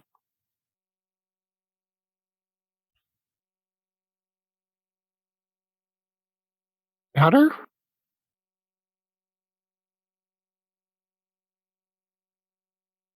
Did you say scatter? Sorry. Yes, if things head south, we get separated and we need to scatter.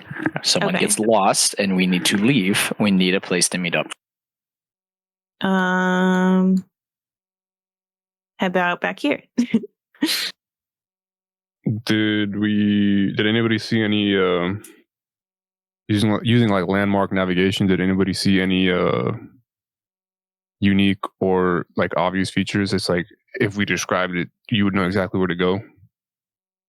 While we were walking along, did anybody see anything?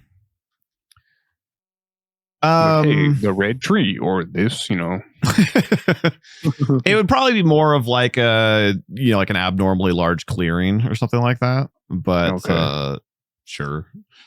All right, word. I'm gonna mess with this. I'm gonna roll a remembrance check. That usually would be intelligence. Oh, where'd he go? He's not on the camera. Also, yeah, I was assuming that was on purpose, but just in case it's not, Alondite, your camera's hidden. I'm eating, and I figured it'd be distracted. No, your worries. No worries. You're good. Your worries. You better be worried. Sorry, split off where? I wasn't paying attention. I'm muted.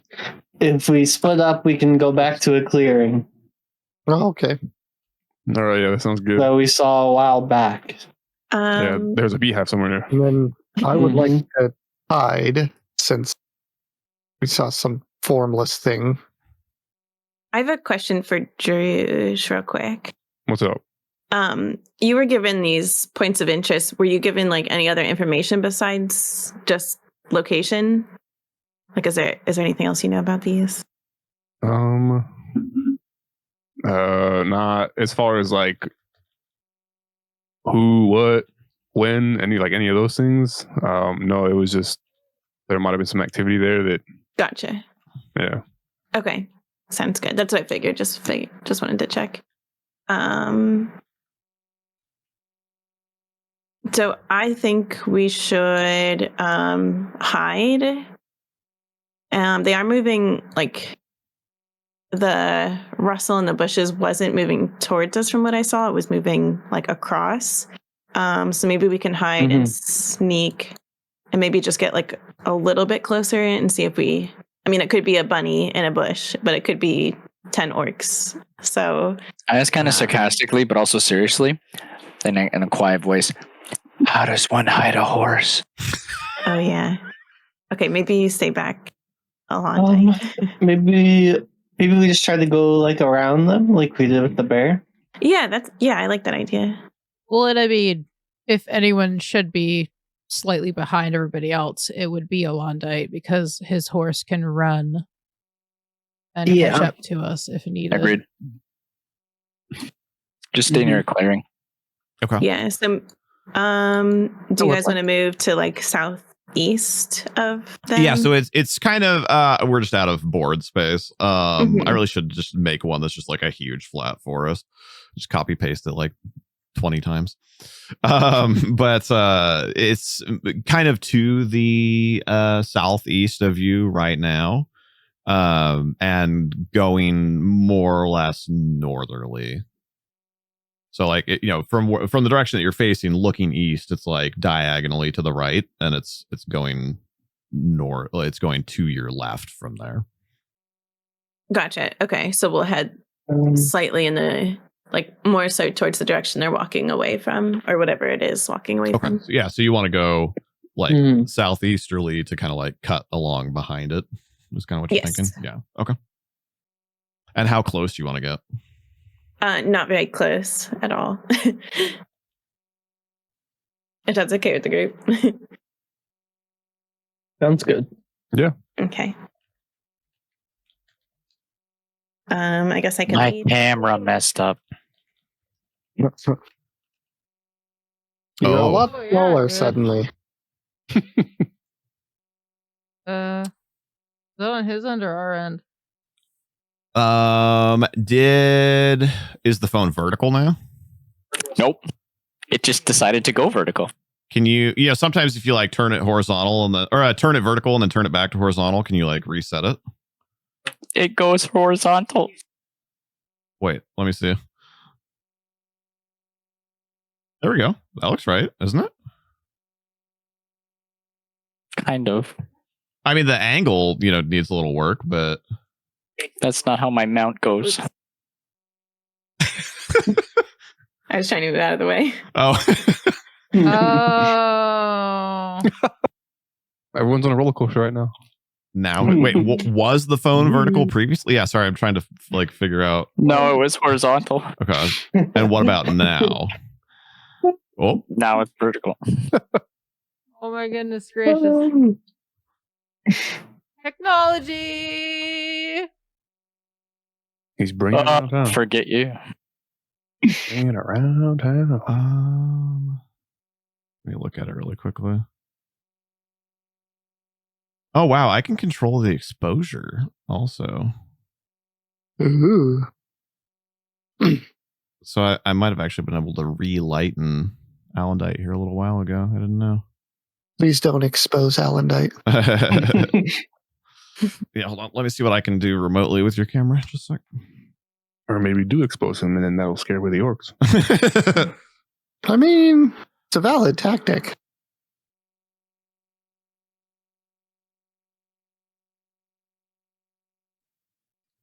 Yeah, weird. I would just try disconnecting and reconnecting real quick.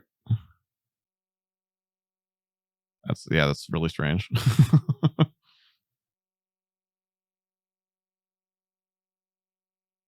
But it seems like it's just the phone's gyroscope has gotten like inverted or something.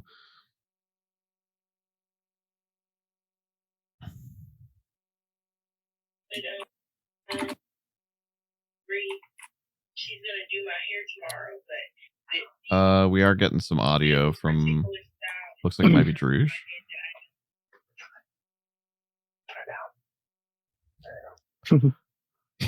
Yeah, sorry. Okay. Now we have square frame Alondite. That's interesting. I don't know. Now it's in what in the world? Now it's in 1440 by 1080. Why? Wait, that's not even square though. What in the?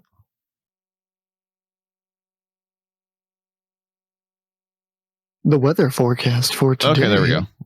That shouldn't have fixed it, but it looks like it did. I think. Hey. That's my favorite. That's my favorite kind of technology fix. I don't know why it worked, but it did. So. Cool. All right.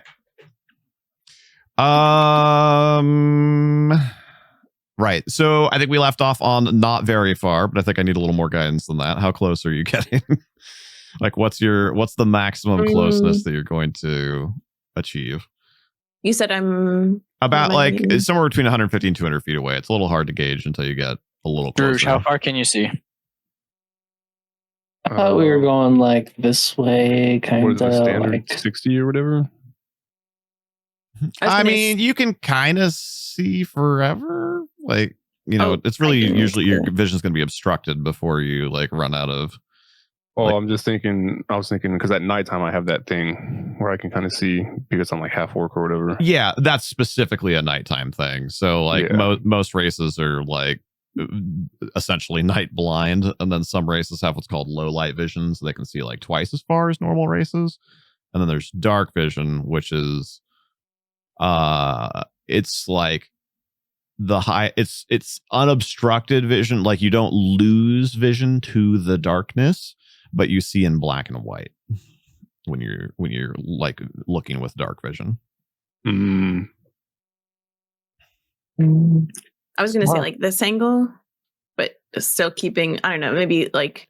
Yeah, I'm just trying to think so that way we can avoid the actual like turn order, because like they're going going north and you guys are going like southeast and then east. So like what's like kind of what's the like bubble of distance that you're going to try and stay away from whatever is moving? I guess like 100. Well, if we're like 150-ish feet, like probably no closer than 100. Okay. Yeah. I guess, however, to like avoid, like how really that depends a lot on how well whatever it is does or doesn't spot. But also, Rocket, it looks like your camera got like bumped or something. He's just resting his head on my shoulder. It was you were like very off center all of a sudden. I'm so tired. I'm so sleepy. It's all snuggly. All right, so no closer than 100 feet. Yeah, that works. So as you kind of track the movement, and therefore as you're watching a little bit more closely, it does appear that there are multiple things moving. And you make your way kind of down around in kind of a scooping motion to try to kind of get behind where they were coming. I guess I just said they were coming from. Everybody go ahead and make a new spot check for me at, we'll just say 100 feet of distance. My favorite pastime. Nope. Oh. Jesus. Yeah, so I see nothing. I see the back. I literally see nothing. I am actively trying to hide, so I don't know how much I can see. Yeah, for that. For that sort of thing, you can also just like opt not to roll, right? Like with the behavior that I'm undertaking, I probably wouldn't really be able to see anything. Yeah, that's fair. But I would probably be actively looking in hopes that it was not a shadow. All right. So it looks like we have Druge with a 17, Ava with a 19. What does that make Rubato's total? 19. Okay. So as you kind of swing around to the southish of what you had been seeing, you notice there's a bit of a. It's nothing so clearly defined as like a track or a road or whatever, but there's just kind of a straight-ish kind of almost like a clearing of trees, where just like for whatever reason, who knows, maybe a few fell like in a row and knocked each other over way back in the day or whatever. But there's kind of this lane, this slightly meandering lane that goes kind of north-south. And as you guys kind of come upon that and peek up towards where you would expect to see whatever you're following, you see a formation of 5 orcs marching away from you.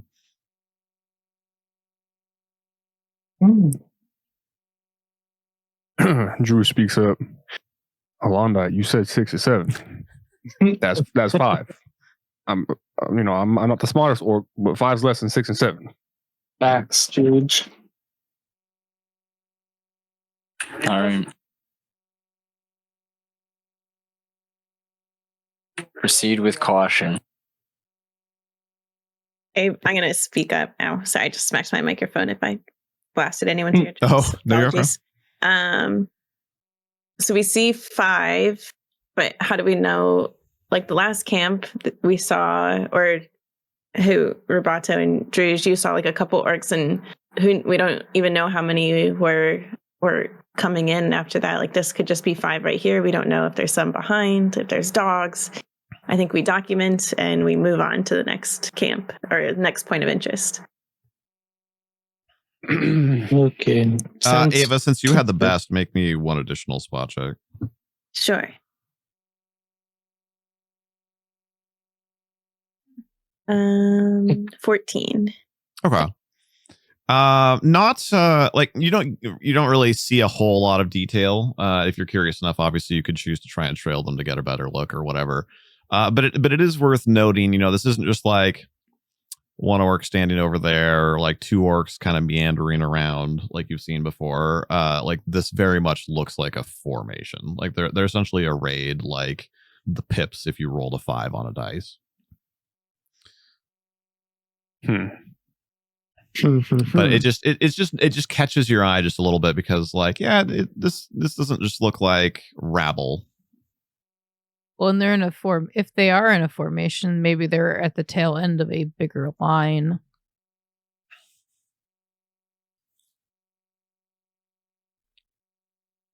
I still think we document and I'm not trying to change your mind. I figured oh I'd no, give you a that's little bit fine. more I was info. just oh yeah, I guess I didn't tell like the group. Yeah, nothing's changed. Never mind. Sounds good. I'm okay with it. Okay. I think yes, we should just document I do that they are but in formation, which means they're not just a band of, hapless fighters. Like they are in a military formation, which we're not used to seeing. Ava, do you want to get a closer look with me? The rest of you stay back.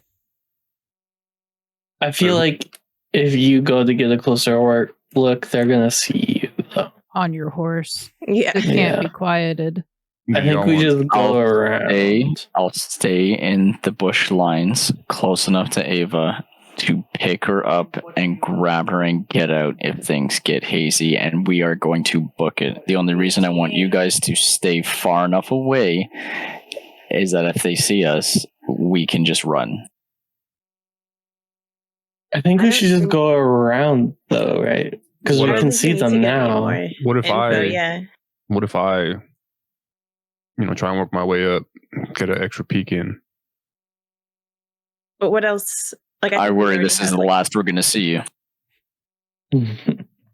We really should just document go around. And go. They are like, they're not running by any means, but they're, consistently like marching away from you as you're having this discussion. I think this is more information than what Capstone and like more information than we had before. So I think it's better to take it and walk, not run, but just walk. Okay. Are they marching in by chance in the direction of Capstone? Ooh, that's a good point. Do we know? No, make a knowledge geography check. I thought we just. Whoa! All right. Roboto knows something. That's 10. Oh, what? Are you serious? That's sad. Yeah, because he doesn't have geography. But I thought a net. Oh, right. Yeah, no, but you have to. But knowledge is a specific thing. Because most skills that you have to be trained in, you just literally can't even attempt. But knowledge is weird in that it lets you kind of half attempt. Yeah. All right. Well, that's a 8 for me. Ava, can you point north? Maybe. Well, I mean, I told you, or I told her, / she probably told you, like they're marching like north-ish, but there's a difference between kind of like going north and like would that orientation take them directly to Capstone, right? So I think it's a phenomenal question. I think the dice betrayed you. Well, not the dice, but the skills. Well, yeah, in this case, yeah. Well, not everybody else's dice, but yes. I will kind of whisper that out there, though, that just like that as a question, because I don't know the answer to it. Sure. Nobody else seems to be sure either, but Which opens it up if anybody else does want to attempt. Well, I mean, I rolled an 8, so that Attempt ain't for doing the much. knowledge nature. Knowledge geography. Geography. Does the map help at all? I'm giving it, for any of this kind of stuff, I'm giving it +2 for the map. Is this? I put out the map. Is this a matter of us not knowing our orientation as far as northeast, south, and west? Because I can cast True North. I would say if you want to do that, we can, because we're all still kind of getting into a rhythm, and especially like learning to work with your character as a group as well. We can retroactively apply an additional +2 to those rolls if you want to use a cast to do True North. Maybe. Well, I don't think any of those rolls were good anyway. So what was Ava's? 15. Oh, including the +2 from having the map. Oh, now a 17. Okay. Then. So then if I casted True North, it'd be 19? Yeah. I don't think we really need it though. If it was already said. Well, yeah. I'll leave it up to you guys. I'll decide if you want to use the spell or not, and then I will or won't, tell you depending. I'll hold off on it. Okay.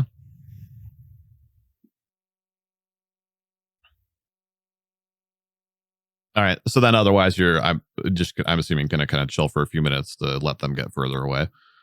Yeah, I think so. And then still like be smart and kind of like walk around the area, like not close to the area, like bypass the whole area. Sure. Can I ask the group if we want to move? So this was the camp. It was what, 3/4 of a day? 3/4 of a day travel to the east.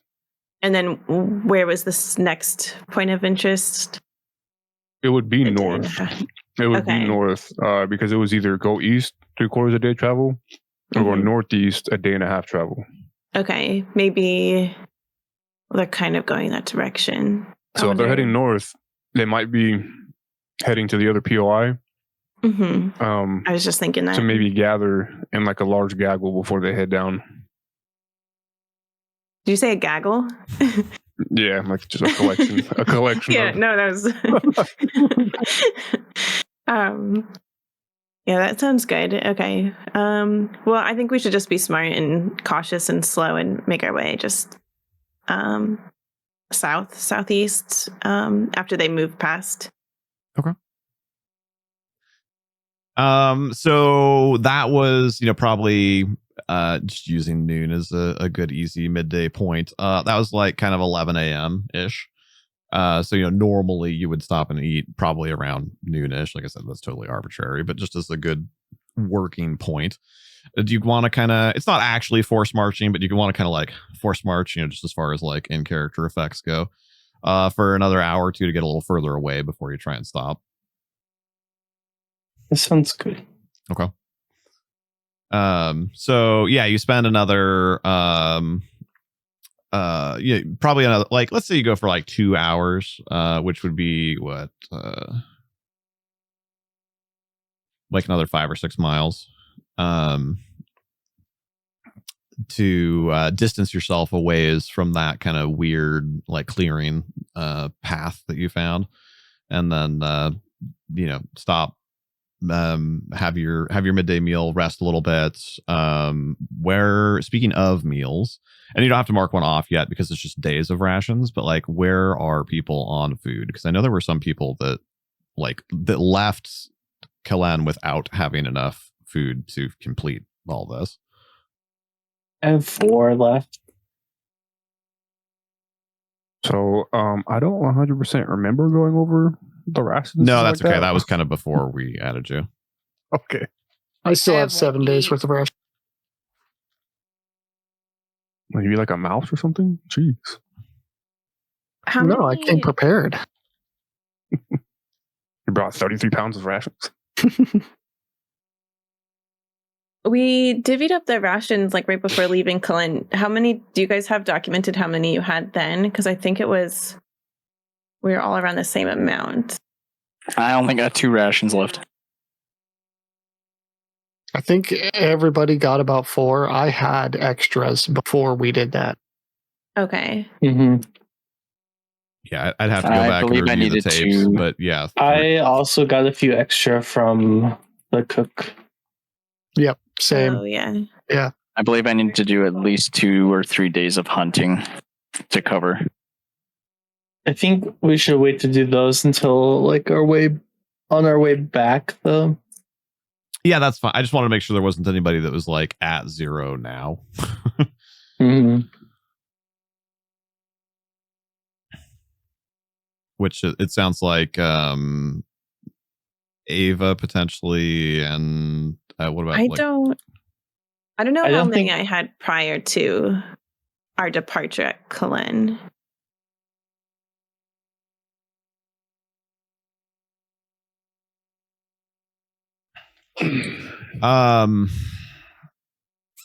Well, because I think even the people that are saying they had 4, because I remember you guys' hunting mission was like kind of laughably ineffective.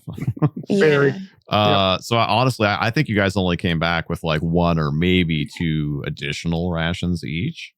Okay. So, and then it would have just been like whatever you might have had before that. So if you don't have that noted anywhere, we can just kind of retcon and say that you had whatever, like 2 to 4 days worth of rations plus the additional like 1 to 2 that you got from hunting. So, I don't know. Let's say you had like 5 days worth of rations when you left, Cullen. Okay.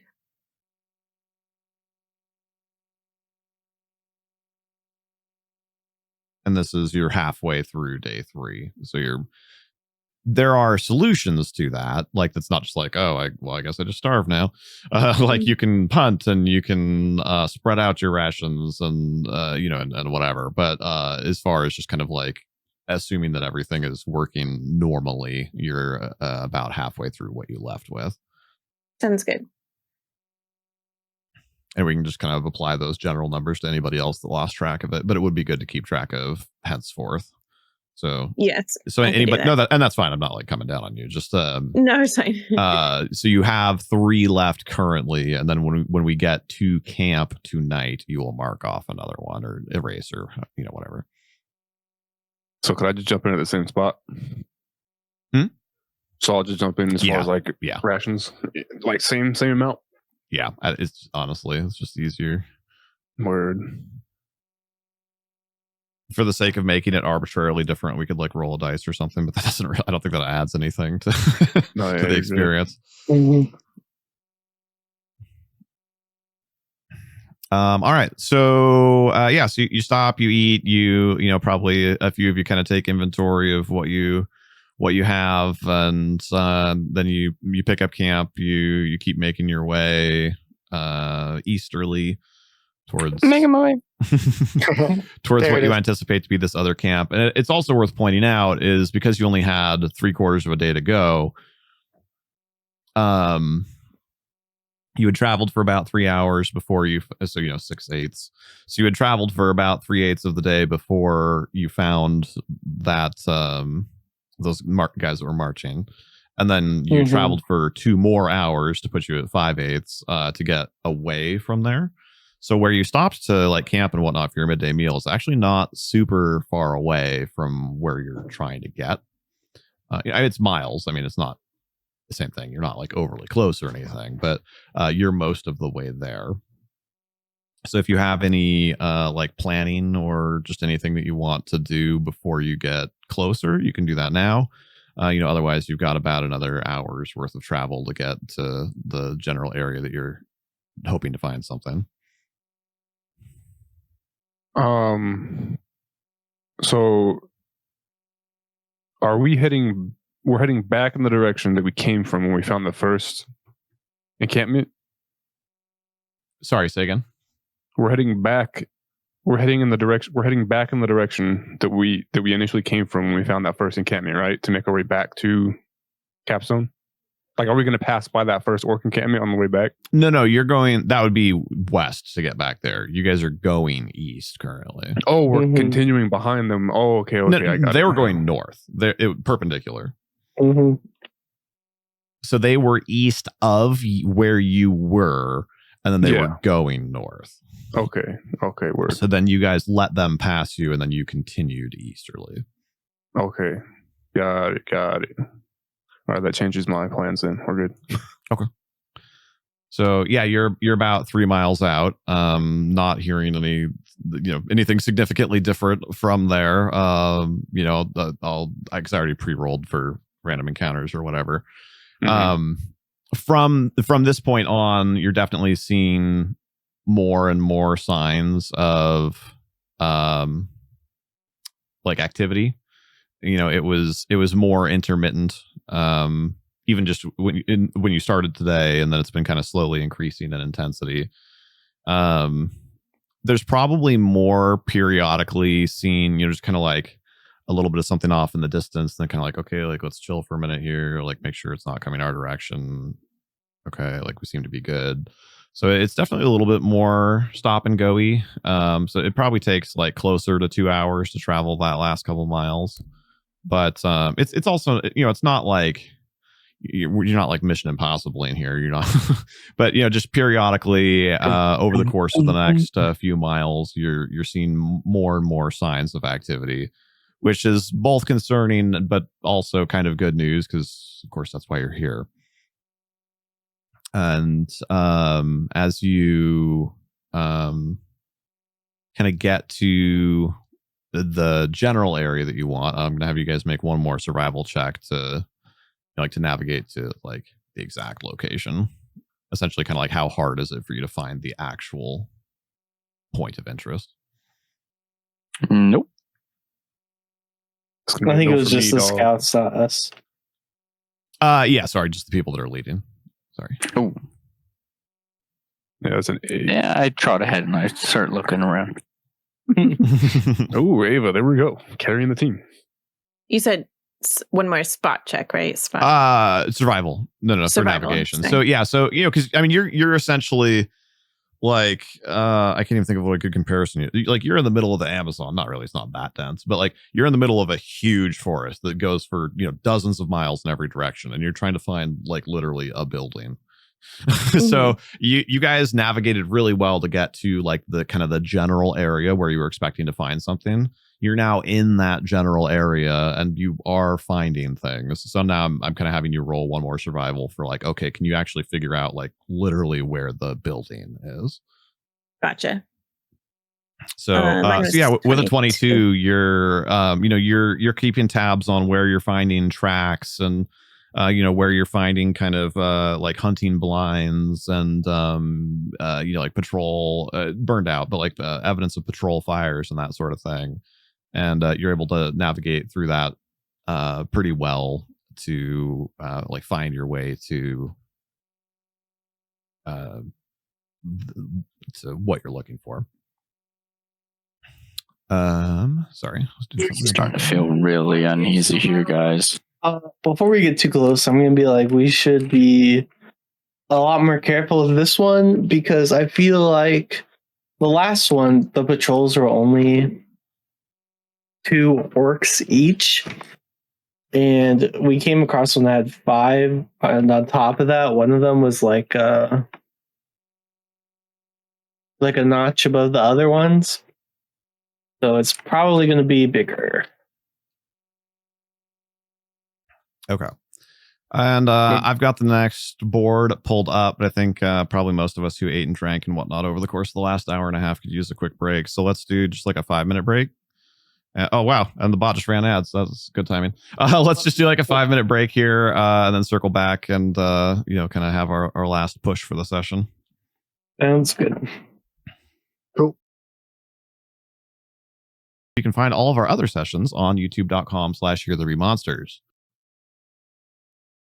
There is a prologue that happened prior to kind of where we are right now. That prologue was 11 episodes long. We had a ton of fun with that, kind of established our characters, our setting, what our overall goals are. Your life flashed before my eyes. And now we're on episode, we're, kind of on the tail end of episode 3 here of that main campaign. So thank you so much for joining us. And let's get back into it. See what happens for the last little bit here.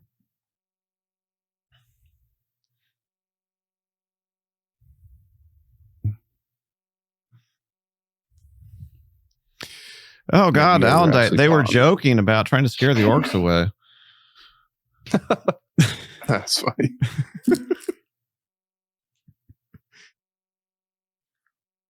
I think it's getting a little too hot for the tin can. Oh yeah, no, I don't blame you. You're a trooper.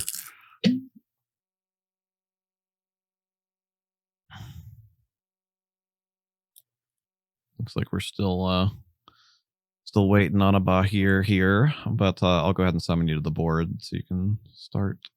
Oh wait, actually, I'm here. Sorry. Oh, you're good. We're gonna turn the camera back on. A new board, fancy. Yup. Oh my God, it's being really derpy with your characters. Whatever, you can move them. All right. I can't see nothing. No, I know. I'll move you here in just a sec. I wanted to get you positioned at least kind of roughly, because you're coming from the west. So the boards always default to being from the south facing north. So that's just always like where I drop you guys. But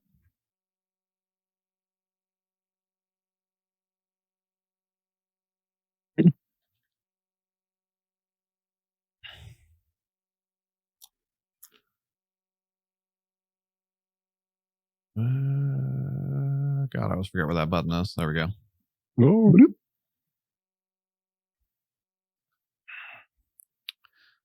So same thing. It's only worth so much effort to copy paste out so much forest. So we can kind of fill in some with the theater of the mind here. But as Ava has been navigating you through the forest here, you get to the spot where she's expecting to find something, and then you see this just very conspicuously different kind of like stone and dirt mesa kind of rising out of the forest in front of you.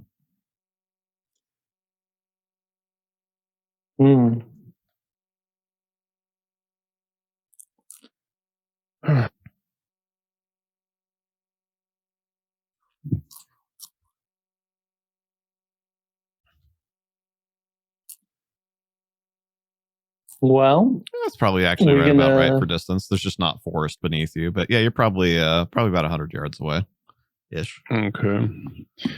Well, first thing that comes to mind is if they're, because that wasn't a patrol, right? That was them moving from location to location. Is that what we gathered from that? I think it's kind of tough to decide on that. I feel like that could have been either just larger patrols in this area, or moving from location to location. I would just be wary of traps. I don't know, ambushes, setups. I'm not sure how fast information traveled from one encampment to the other, but just be careful. I feel like we should be a little stealthy here if possible. Send our sneakier people up ahead a ways, just see what they can see. Yes, sir, on my way. And I mean, this time we don't really need. We're not planning on fighting, so like if we run into something, we can just ditch and get out of here. I agree with that. Sounds good. It's like that would be who would be like Scath or Skabas, sorry, not Scath. And Ava. That'd be really it, right? Trouubblllee. Yeah. Sounds good. Okay. So like are we splitting up, or what's the actual movement plan? We'll probably get like a little closer, and then like they go ahead and go the rest of the way. Okay. Just confirming, this like hill just looks like a hill.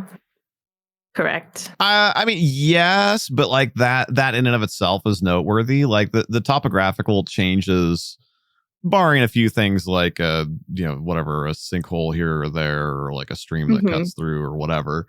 It's been pretty flat, maybe sloping here and there, but like abrupt topographical changes have been fairly rare. And this is, I don't know, 20 or 30 feet tall, and it's looks quite suspicious. I don't even know if I'd say suspicious, but like you were expecting to find something in this area, and like this geographical feature is noteworthily different from everything else you guys have seen in this area. So gotcha. It's a reasonably safe bet that this has something to do with what you're looking for. Okay, perfect. Okay, yeah, I think we should just make our way a little bit closer. I think we should just move our way closer and see if we see anything from a distance to report back. Okay. So are you wanting to because like I said, the distance is probably about right for where we're starting. It's just that there's trees and hills right there.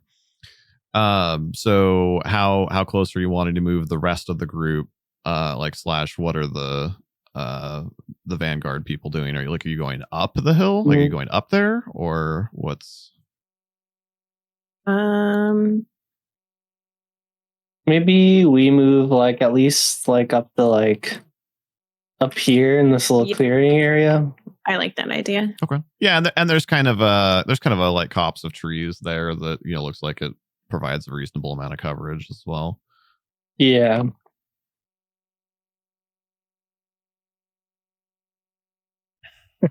Okay. Oh, gotta hit control and then you go up. You have to hold it. Oh, yeah. Yeah, you have to move yourself vertically because of the board. Oh, dear. You don't go through the ground. You have to hold, hit control, go up, and then still hold your character and then go forward.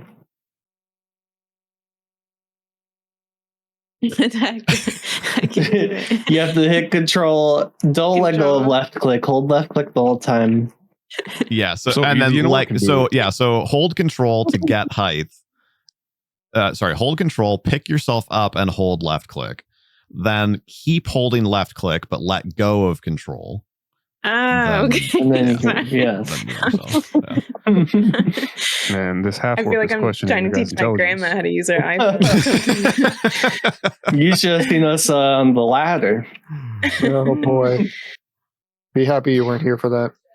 Yeah, usually it's doors. This party, it's ladders. Or, waist high rocks. Inclines. Small walls. Trees with easily climbable branches. On that note, who wants to climb a tree? I don't want to climb a tree. So is everybody moving up here together, and then the three of you are going further forward, or are you kind of what's the word I want? Not leapfrogging, but first three people move up, check the area, other three people move up, stay here. First three people move further forward. That's a good idea. Okay. Kind of like inchworming, I guess. I don't know, for lack of a better word. Okay. So then is the plan for the backup three to continue to follow in that manner, or are they staying here unless something happens? I mean, we're only just trying to get close to see if we can see anything noteworthy. So I don't think we need the whole.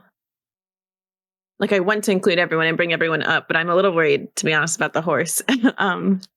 And making unnecessary noise. And also, sweetie, can you try adjusting your view height thing? I have no idea what that block of shadow is that you're seeing. Hit N. There. Hit N. Okay. Yeah, that was weird. I was like, there's definitely not anything there. No, but it really helps when you're surrounded by trees and are trying to find your enemies. Giant shadow. Yeah, it lowers the height of just the stuff directly around you. Yeah. I am planning on being a little closer to the front half of the group because I know that I can be quite well hidden and I don't move very fast. So if things go bad, I would like to be able to get to them. Mm-hmm. That's fine. So we got to roll. The underscore great underscore orange underscore cheered 300 bits. They said kill Aura. Like, you guys could move up again to, like, here and, like, see what you guys can see, and then we can move up and, like, sit behind those trees. Because that looks pretty, like, there's, like, a nice amount of, like, coverage right there, too. Yeah. That sounds Where good. are you talking about? Sorry. Just right in front of us. Oh, right there. Okay, so you're trying to like circumnavigate the hill We're versus also going kind up of, like, the hill. covered by, like, this way. Yeah, because the hill looks really steep. Yeah, that's true. There would be some actual climbing involved. Mm-hmm. In some places and less in others, but yes, there would be some actual. Alondite's also on a horse now, no helm. Well, he's not exactly in the the first three. Yeah. And I am trying to be quite sneaky here. Yeah, they're gonna go see Alondite, and then we're gonna go up.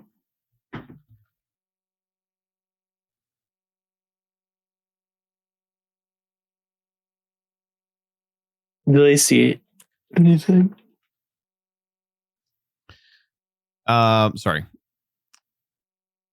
There. No, there isn't really anything spottable from there.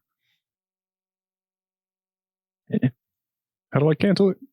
We're good to go up now. Once it's spinning, I don't know if you can cancel it. You might just have to drop it and then right click it and cancel it. I think if you escape it, it goes away. Oh, does it? Yeah, it does. Well, yeah, there we go. Did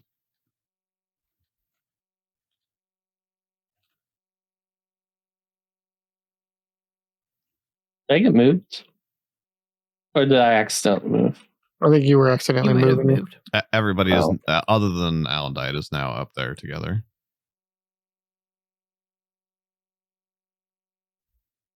Where are you?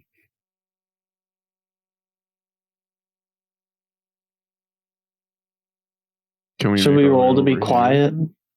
That depends. How are you guys behaving right now? Yeah, I have been sneaking this whole time. Yeah, well, I've been sneaking too. Okay, yeah, then roll. Hide is kind of tough, right? Because there's a lot of open space, but roll to move silently for sure. Well, natural one. I'm not very quiet right now.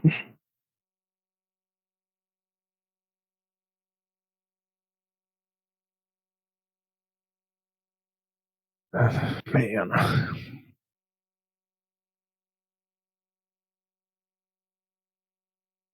That'd be a 22 for Skabosh.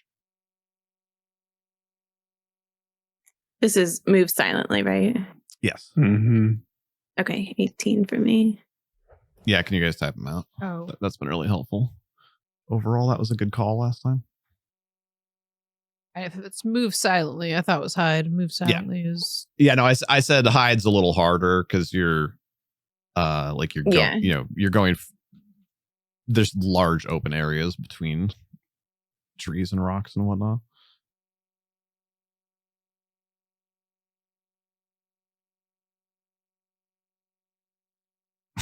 Orange saying 20 in there almost got me. Yeah, that was my roll, Mercy. So okay, and then go ahead and make listen checks as well. Oh my gosh, I was so close to a good roll. Oh my word, you guys. Mandy's carrying us. We're good. 28 G.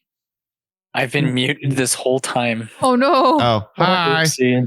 Hi. How much did you guys miss? A lot. I don't remember the last time I haven't heard you talk in quite a while. Since we got back. Wow. How you guys been? Been good. I don't even think I heard you like respond to like Mercy's like saying that you were an orc comment. Yeah, I thought you were gonna say something too. And they were joking about scaring the orcs away. I got hot. No, you're good. All right. So we had a 28, a 14, and then a whole bunch of single digits, right? Yep. What are we rolling? Yeah. Yep. Okay. Listen. Yeah, for listen. Oh, my favorite pastime. Oh, actually not bad. Hey. 11. Let's go. What is that total for Alondite? An 11. Wouldn't it be an 11? That was Yeah, 15 minus 4. okay. So everybody, yeah, and you're being careful, so it's not like people are being like raucous. You're not like talking or whatever. But as you guys kind of move across that clearing from bunch of trees to bunch of trees, Bahir and I think it was all kind of Trouubblllee also, but especially Bahir, do kind of make some noise. I'm trying to think of a good way to describe that because it's a large open Step area. on every branch I can find. Yeah. Knock something over, like accident, whatever. Like maybe your sword, right? Because you have a huge, like you have a great sword. Yeah. So maybe your sword like gets stuck in a bush and then kind of like flexes a little bit and it goes into tension, and then when it comes out, it like yeah. And as like Ava, as you go to kind of like turn around and look back at them like, what are they doing? Then what's temporarily behind you because you're looking backwards, but like what's ahead of where you're going, you hear sounds of combat. Sounds just like that. Playing. That was a nice. Sounds of combat. Mm-hmm. Like actually, you it was a 28, right? Yeah, something absurdly high. You hear 2 combatants fighting. Like sword on shield and sword on sword, or like punch, like fist yeah, like sword on sword. Okay. Hmm. Okay, I'm gonna tell the group.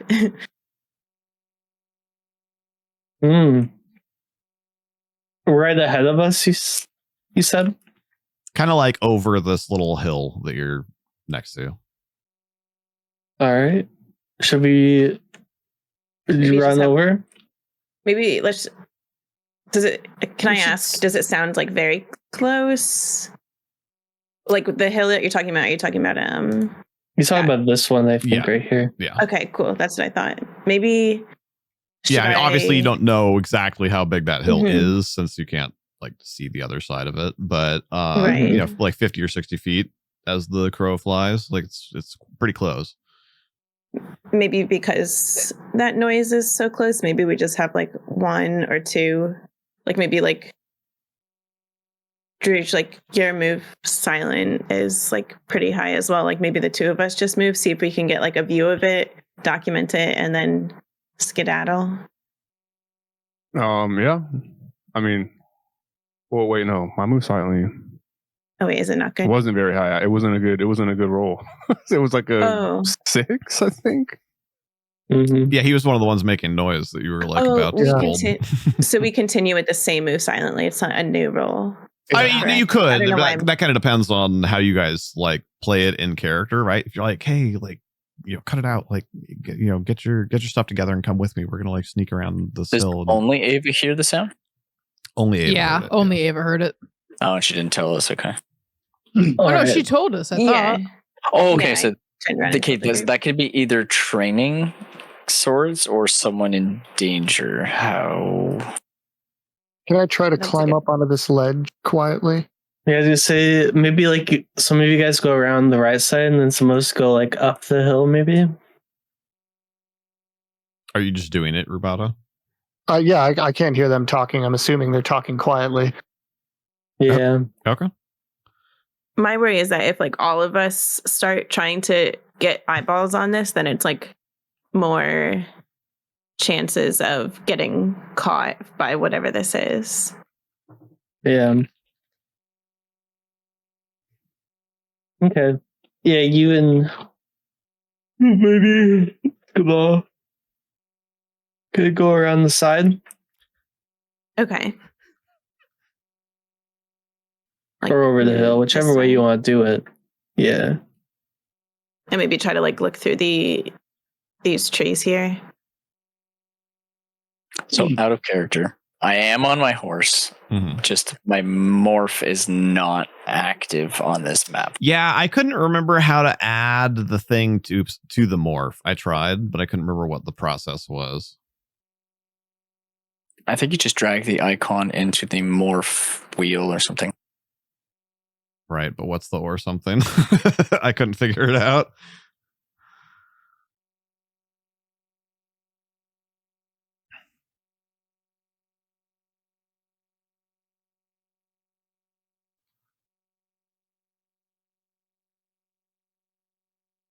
Like, do I go to like turn-based mode?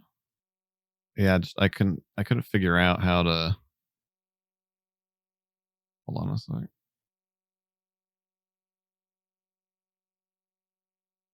Oh, look, it's me. I see two U's.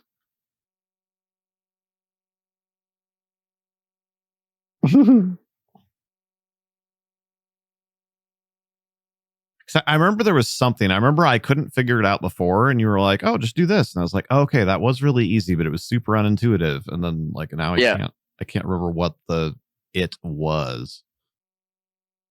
Alondite versus Alondite. Because like when I go to your morphs like section, and then try and like click on horse Alondite, it just picks up horse Alondite and closes the morph section.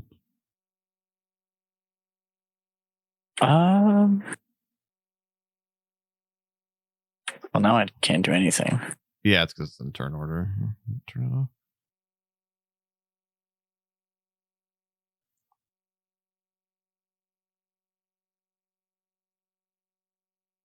So I think it's oh wait, I just had an idea. Hold on. You open up the Hero Forge thing down at the bottom, and then you drag that into the morphs. Yeah, hold down right click. Yeah, open the Hero Forge menu, hold down right click on it, and drag it into the morphs box. Yep. There we go. All right. Sorry, I've only ever had to do that one other time, and I guess I did it like 5 times, but I did that all, one after another. When we set everything up.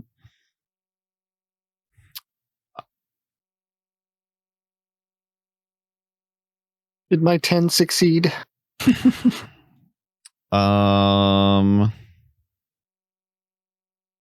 Yes. Yeah. Yeah, you kind of like fell on your butt the first time. Not in a way that was damaging, but just, kind of like, oh. Like, and then you're going to have to actually no, there's enough of a little pathway there. It'll be a bit of a scrabble, but you can kind of make it up those other 2 sections without having to make a climb check.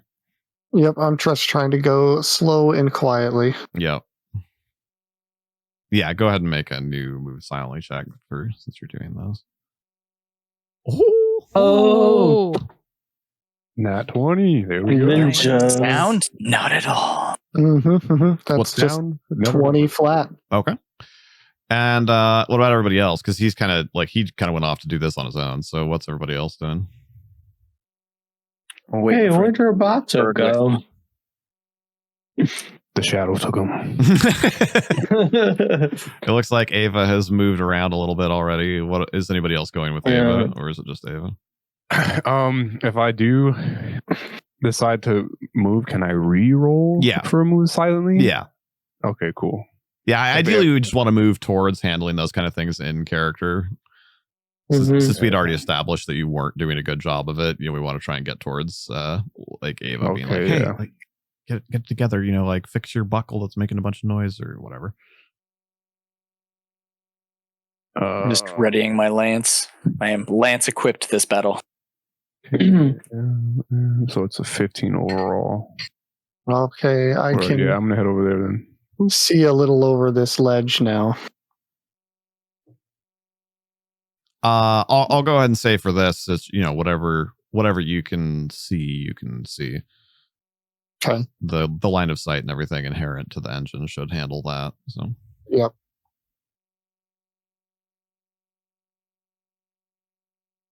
I see an orc. I saw two for a minute. see trees of green, red roses too.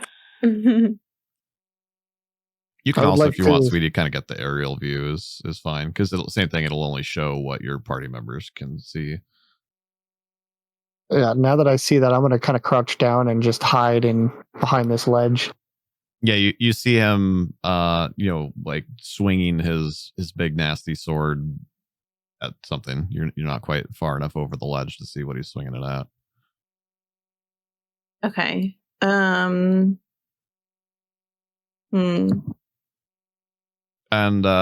Ava can probably see that also.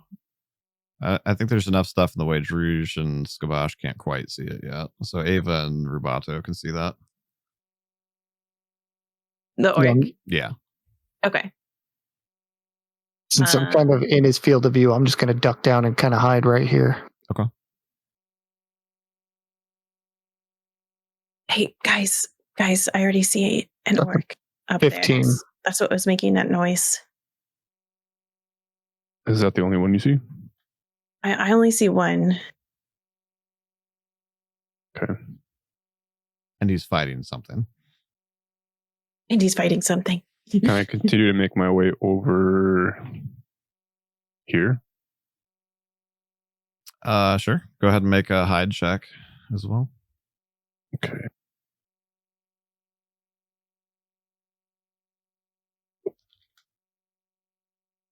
$13 overall.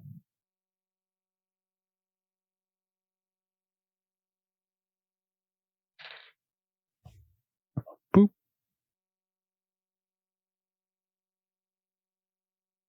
Gonna hide behind these rocks.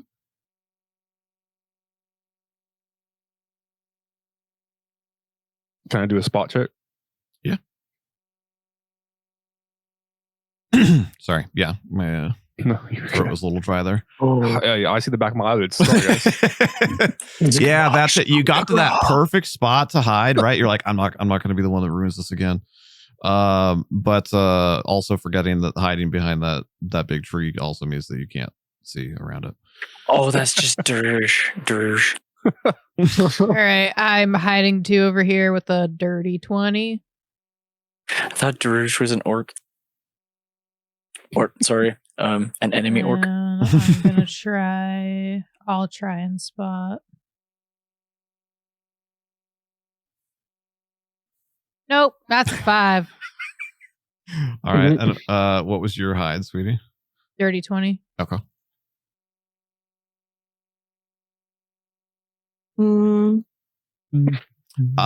That's what was your actual spot though?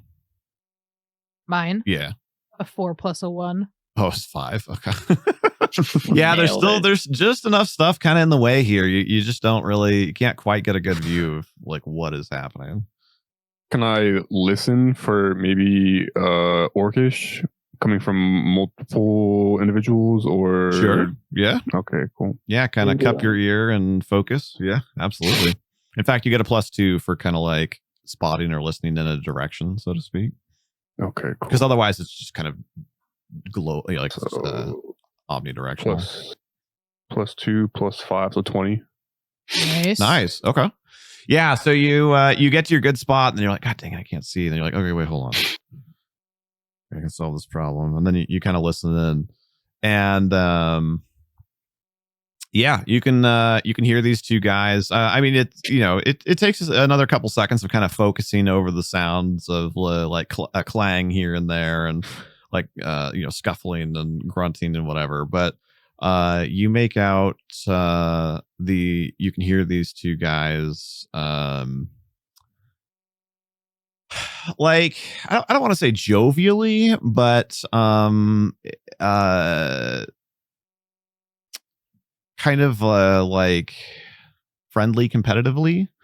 Like kind of barbing at each other and like egging each other on, and and like occasionally like whatever, saying something about each other's mama, and then like a few seconds later like, oh, like, hey, like that would have been a good hit, and you're like, you get the sense that they're sparring.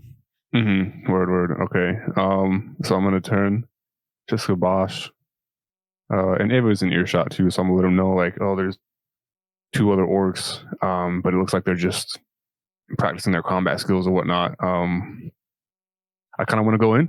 Do you guys want to join me? Definitely not. If we go, we need to let the others know we're going. And on that note, can I tell that Bahir is coming up behind me? What was your move no. silently, Bahir? Sorry. I mean, I rolled a natural 1. No, I know, but like that was to get over to the hill. So like if you're if you're starting new movement, then yeah. A dirty 20. Nice. Okay. Make a listen check, Rubato. DC 20. Nope. That's Can a I see negative. Rubato? Is he hiding? Yes. He is, but like you can't hide from somebody that can even casually observe you, and like he's hiding from them, but like he's just very much visible from like to you, like you just see him up there like on the hill. Okay. For those who don't know what a coup de grace is, they have to be helpless. Yeah. Or unconscious. Well, yeah, unconscious is also both, helpless. sleeping, unconscious. Drews looks, turns to Ava. Tied up, restrained. I'll come up behind Rubato and be like, Rubato, what do you see? Like real quiet. You scared the shit out of me. Sorry. There's an orc up ahead fighting something. It looks to be quite the battle to the death. A battle to the death? Do you think it's fighting like I don't know, another scout or something like Druge? Something like that. I'm not sure. I can't tell what it's fighting, but I almost feel like I'm going to make my way back to Alondite. You think we should go? I mean, if there's only one of them, Alondite. Yeah. Druge heard the commotion of what is going on over there. It's 2 orcs that are sparring. As far as we know, there are only 2 of them.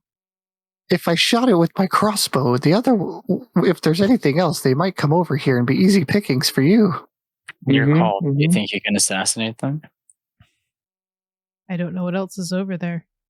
I'm going to turn to Ava and say, Alondite said 6 or 7. This is 2. So I'm going in, and I'm going to run in and throw a spear. Let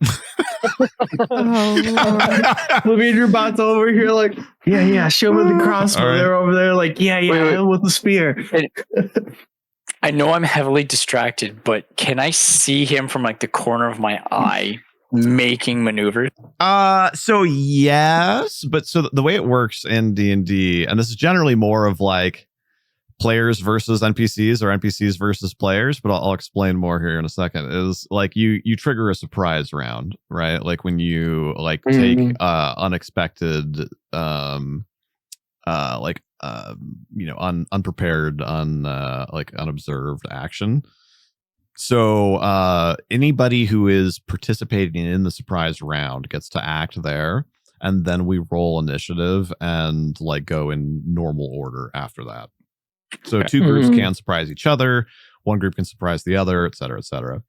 But I think because of like positioning and kind of the way that all of this is working, like I think as much as he's surprising them, I think he's surprising you also. So like I think Druge has a surprise round, and then we roll initiative and go to combat.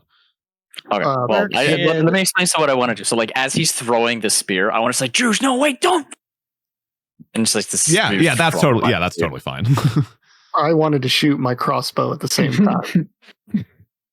Well, but you don't know when same time is, right? No, but I was just gearing up to shoot. Got it.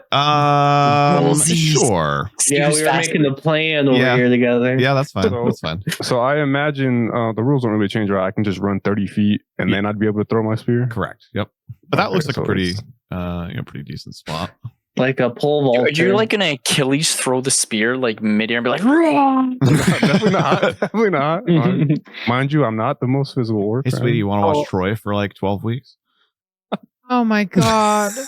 All right, let me see. That's how Mercy and I met. Yeah, the mythology class that we met in, our teacher would get baked before class all the time, and we were watching Troy because it's so historical. But she kept forgetting where we were in the movie. We watched the same part like 3 class periods in a row. So yeah, we would like watch an hour, and then so we'd watch from like 0 to 1 hour, and then the next week we like started at like 30 minutes and watched like 30 minutes to an hour and a half, and then like the next week we started at an hour. It literally took us like 2 months of school to get through Troy. So the only one I can see is the one on the furthest east, the highlighted one. So that's the one I'm shooting. And then I am throwing my spear at this guy. Okay. Hopefully. So do I get any bonuses as far as my ability to actually hit? So because he is unaware of you, you are attacking his flat-footed armor class instead of his normal armor class because he's not actively defending himself. So yes, but also no. Like you don't add anything to your roll, but your roll is attacking an easier target. Okay. Range increment. I'll let you go first. 30. Okay, so 20, 8. But it's so my spear, it's only 20 feet. So I'm every 10 feet I lose 1. You take a damage, -2 right? penalty for each range. Or -2, okay. Yeah. Yeah, so whatever a normal thrown spear attack is for you, -2. Okay, what is PB? Point blank shot. Yeah, I'm fine with saying you're close enough for that. You're at like the max range for it, but technically we should be operating on a grid, whereas Talespire lets us go by like fractions of a foot. So it gets a little awkward for some of those things where it's like, oh, you're at 31. It's actually 30 feet. All right, so 14, 15. You only have a +1 to that attack normally? Yeah, my base attack bonus is 1. Okay. And you don't have any dex? And then 3. Yeah, wait, hold on. Let me look at your sheet real fast. Yeah, my dex modifier is 3.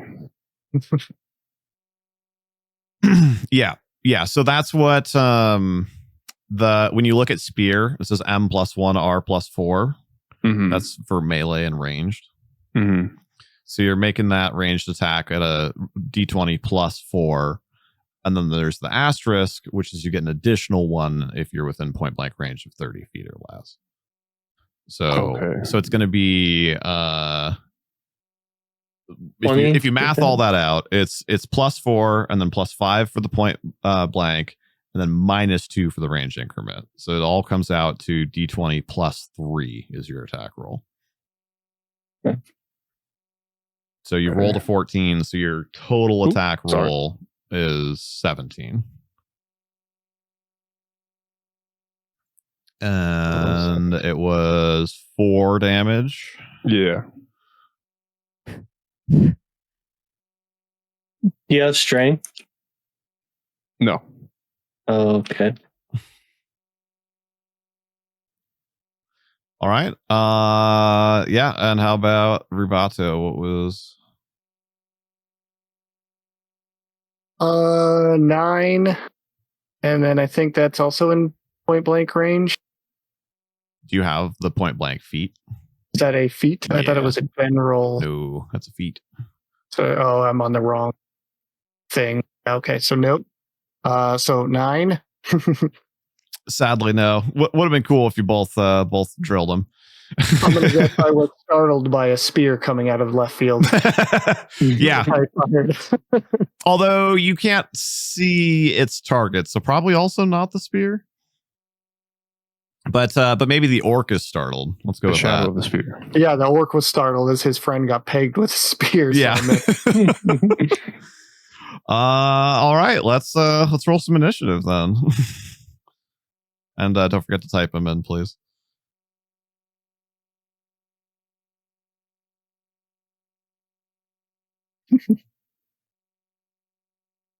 Would have been great if we just took them both out on that. That would have been awesome for sure.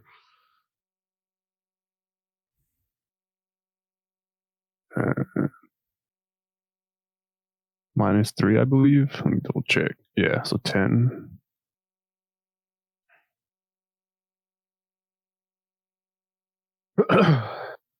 Rocket, what is your initiative multiplier? 3. Or yeah, whatever, not multiplier, but you know what I mean, modifier. Yeah, 3. Times 3? Did you also get? Oh no, you get 12. Yeah. One of the orcs must have rolled a 19. Yeah, no, wasn't me. Okay, Roboto 12, Rocket 19, Skabosh 18.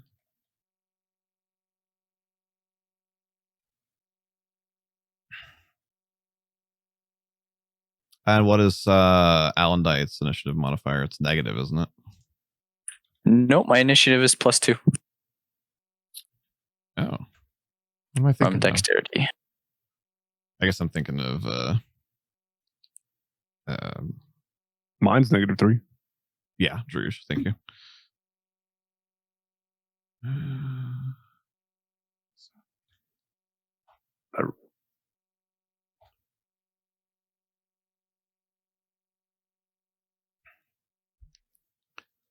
And what about what's Ava's initiative modifier? 4. You rolled a 3? Woof. Yeah. It'd be like that sometimes. Yeah. You do. And Druge was a 10. And Druge's is like -4, right? -3, something like that. Mine was -3. I rolled a 13. That's wild. Okay. 1, 2, 3, 4. I feel like I'm missing one of you. 1, 2, 3, 4, 5, 6. No, we're good. Never mind. Okay. I was making that more difficult than it needed to be. I did not sleep very much last night. I'm actually shocked that I've been anywhere near as cogent as I have been. Well, actually, I slept fine. Quality was fine. I did not sleep for very long last night. That's actually the problem. They got medication for that. It's called NyQuil. That's the good Yeah, stuff. I stayed up a bit too late, and then I woke up earlier than expected and just kind of got too awake. I had to go to the bathroom, and it's freaking freezing here right now. And I feel that. Yeah. It was It's a -1 right now. well, and at the time it was -11. I don't even know. I don't think we're in the negatives here, but it's single digits. And I was excited. just, We got up to 5 when I was on my way home from the store at like 12:30. it was just enough to wake me up. That enough that I was I done lied. for. We're -3. I had to pause and think for a second. It's like, oh, right, -1 American. Yeah. Yeah. Although our wind chill last night was as low as like -35. Mhm. So, and if I remember correctly, I think for Celsius and Fahrenheit, it's -40 is where they meet. 40 is absolute, yeah. All right. By I'm here, Fran. that's you. Oh, nice. I go first. Yup. All right. I'm gonna come up here, and then I'm going to run 15 feet, and then Clash. So it's 15 feet you have to run before you like jump, or you get a penalty. I think it's 10. 10. Although it's probably arguable whether you could run there. It depends on how far here, you can run. Yeah. There's like almost 8. There's like 10 up here. Yeah, if it's 10, then I'm fine with calling that close enough. 20-foot running start. 20. Oh my god. And no, you cannot like run in a circle on that. That 2x2. Oh, that's fun. I mean, can I run like down the hill and then jump? Like, if anything, that would be better. I'll allow it, but I'm going to say balance check because it's pretty steep from the top to the middle of that hill. Okay, so I get to like how about 15? Because downhill you get like a momentum boost. I'm already bending the rules a little bit, so dear. Oh no! It's still not horrible. Yeah. It's a 12. Oh dang! As long as it's not 1, I feel like. Yeah. Let me just double check on kind of how balanced these C's work.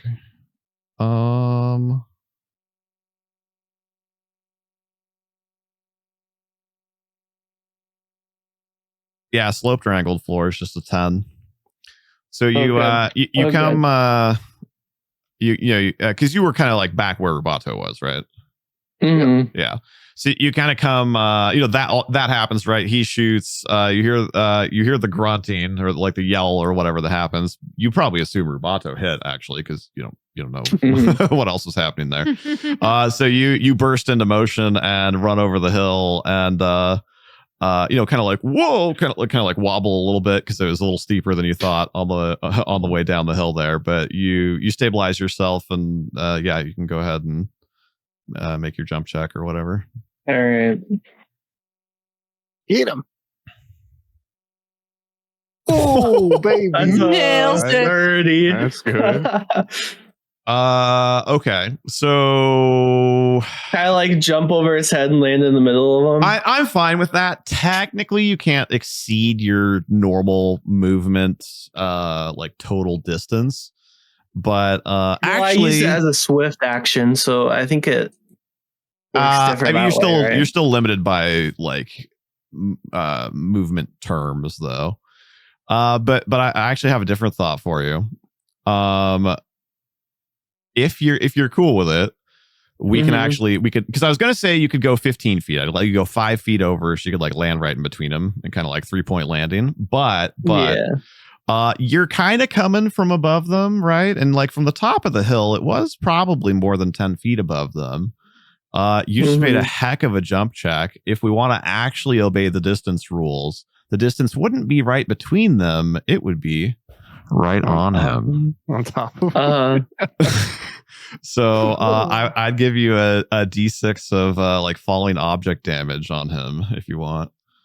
Do it. Oh, do it! I mean, yes. I would rather Rule do of the cool. a different cool thing I can do. Do whatever you want. I'm okay with letting you land in between. One sec. I'm just gonna make sure that I'm allowed to do it first. There you go. He's like, I got plans. Because I'm pretty sure I can use 2 maneuvers as long as it doesn't take up the same action, right? I would need to double check it because it's possible that maneuvers could potentially be limited to 1 per round. But otherwise, just from an action economy standpoint, totally.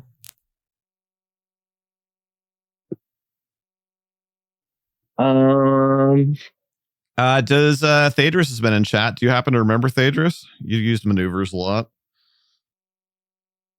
Just limited by the action economy. All right. Yeah. So as long as they're and you've already used your movement. So in order to pull it off, it would have to be. I was expecting Thadris to be like, hang on, I'll check my manual.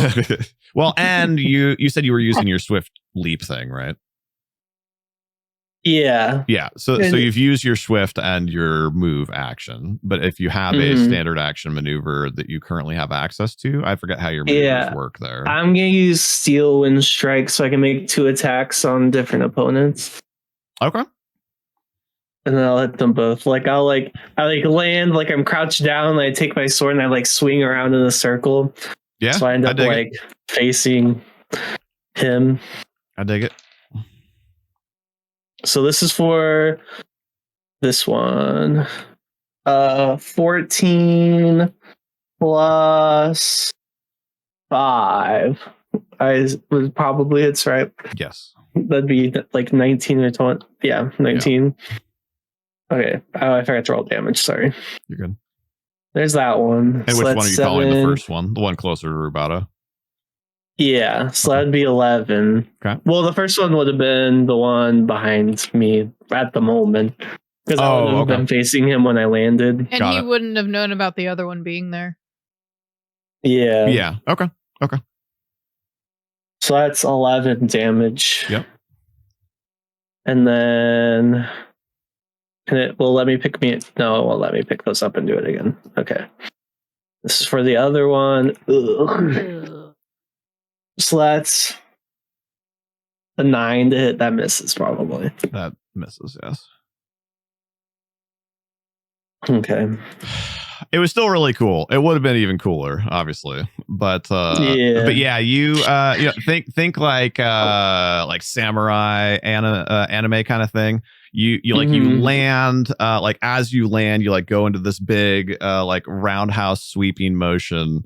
Like it happens so fast that as you turn your back to the other one, the one that you didn't know was there initially, and go to take your swing on it, like the other orc is still alive, like it like he looks untouched.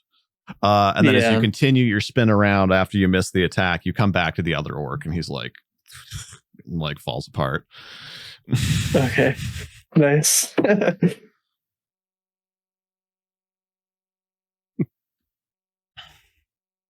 Nice.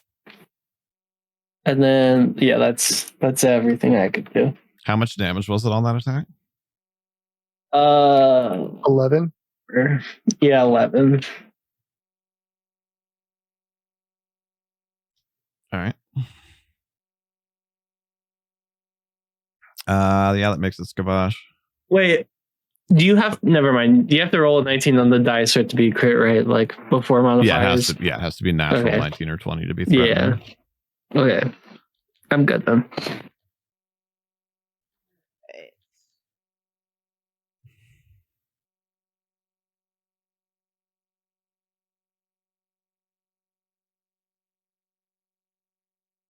I could I have to double move there. So I can get to the orc. Wait, is your move speed 30? Oh, never mind. I can only double move, so I can only get to there.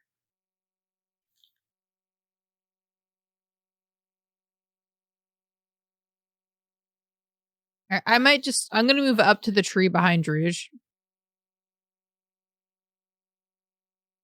Okay. And that's my turn. Okay.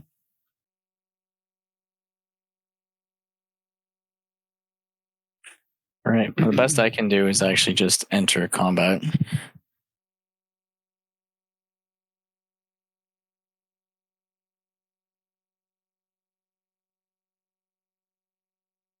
Well, I mean, you can still attack, right? Like your horse's movement and attack is independent of yours. Yeah, so you still have an attack hit. Oh, that's right. And she hasn't entered combat, so I don't have to roll a ride check.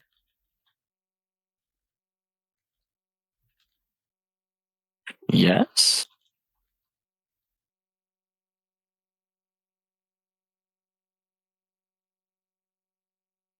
Mercy?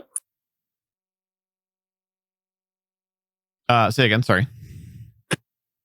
She hasn't entered combat until just this moment, so she doesn't have to do a ride check. Yeah, and there hasn't been anything particularly like abrupt or threatening from what she's seen. I mean, like, yeah, Trouubblllee like ran a little bit, but like, yeah. So you're I think you're good there. Okay, running not a charge. It's just gonna be a lance strike.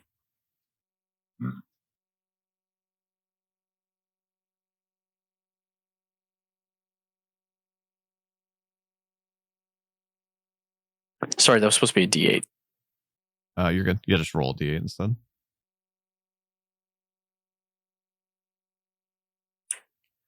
4 + 1. 5. All right.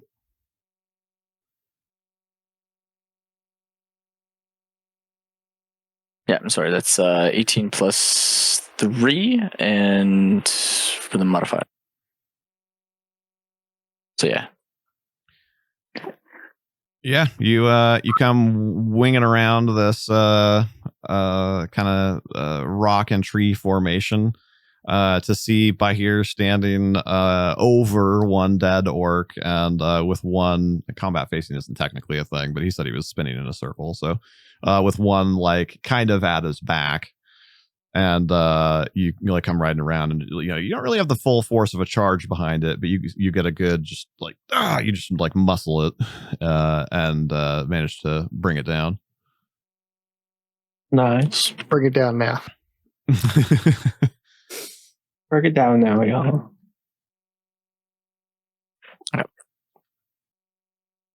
All right, and and obviously, like as like kind of all of that happens, like as we have all happening within 6 seconds. We have the spear is thrown, rocket jumps down there and cuts one of them apart. You come and like stab the other one to death. There's there's sounds of battle, right? Like you guys are making noise. Yeah. Bruce, wait, no. There's a charge.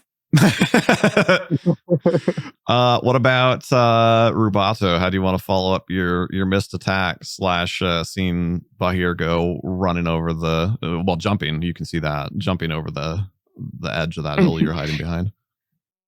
I could probably see horsemen charging in as well. He's more or less at the same angle as the orc that you couldn't see. Yeah. If you want to roll a listen check, you could probably hear it. Yeah. I'm going to move up a little bit here. My goal is to get behind this tree here. Okay. So I can try to stay, out of view of things. Yeah, that's fine. That wouldn't require a climb check. That would just be a square of difficult terrain. So you're fine there. There's some doors here. Some doors down there? Some doors. We still in initiative order? I'm scared. I don't know if I would have seen those. Probably not from your angle. Yeah, they're kind of like into they're kind of cliff. sunken into the face. Well, I guess for the time being, I will just kind of come up here and try to stay hidden.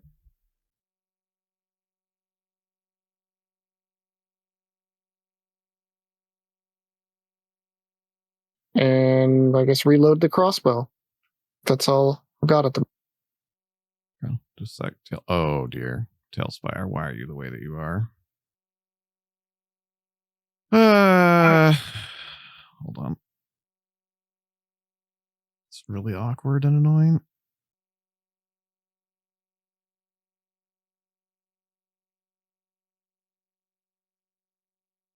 Oh my god, you too. At 2? Yeah, I was literally just about to say that. That's the only thing I remember from high school. That's fine. That's fine. At 2, Dr. Huge? So there's at least 2 things in there, guys. Yeah, so that all happens. Sorry, my big reveal there getting ruined by Talespire doing derpy things with vertical stuff. But Trouubblllee kind of repositions, and that's as I said, this is all happening very quickly. But as the dying orc like lets out this yell, then a few moments later those doors open. Oh, that's weird. I don't know why Pixie can't see those. I also don't see them. What in the world? I Trez don't see them. You're literally right hidden. there. How do you... Yeah, they might be hidden if you click on them. Oh, I see them now. So apparently that little tiny fraction of a square of height there was enough to be blocking your vision. But I was able to see the orcs. Oh, wait. I bet I know why. Here, hold on. I think I can fix it without moving you. Oh, I can see them still. Wait, really? Yeah, it works now. Yeah. Okay. I see 3 of them. That's a good scene right there, actually. Yeah. Yeah, and I actually think that's where we're going to leave it. Oh, That's not what I meant. I told myself it's here before we. No, I'm kidding. So yeah, you come barreling down over this hill. You cut one down. The one that Druuge has speared. Alondite comes whipping around the corner and lances down. It yells in surprise, and then these doors open, and some more orcs come pouring out at you, and we'll pick up there next week. Hey, Drew, that's 5. Hey, you said 6 or 7. All right, as long as it doesn't go above 7, I'm good. We haven't even gotten the murder halfling in here yet. Oh Lord! Just Release the murder halfling. Yeah, when I was trying to pick them up, I usually don't have this problem with Talespire, but not indoors at least. But when I was trying to pick them up, one of them somehow fell through the floor. Like it's literally underneath the map right now, like on the world boundary thing. That sounds like it's gonna be more than. And well, no. So I just pasted in another one. Oh, I see. And then another one of them teleported up on top somehow. So yeah, I don't know what was going on with all that, but They're using Dimension Door. that's what I was sitting there fighting with.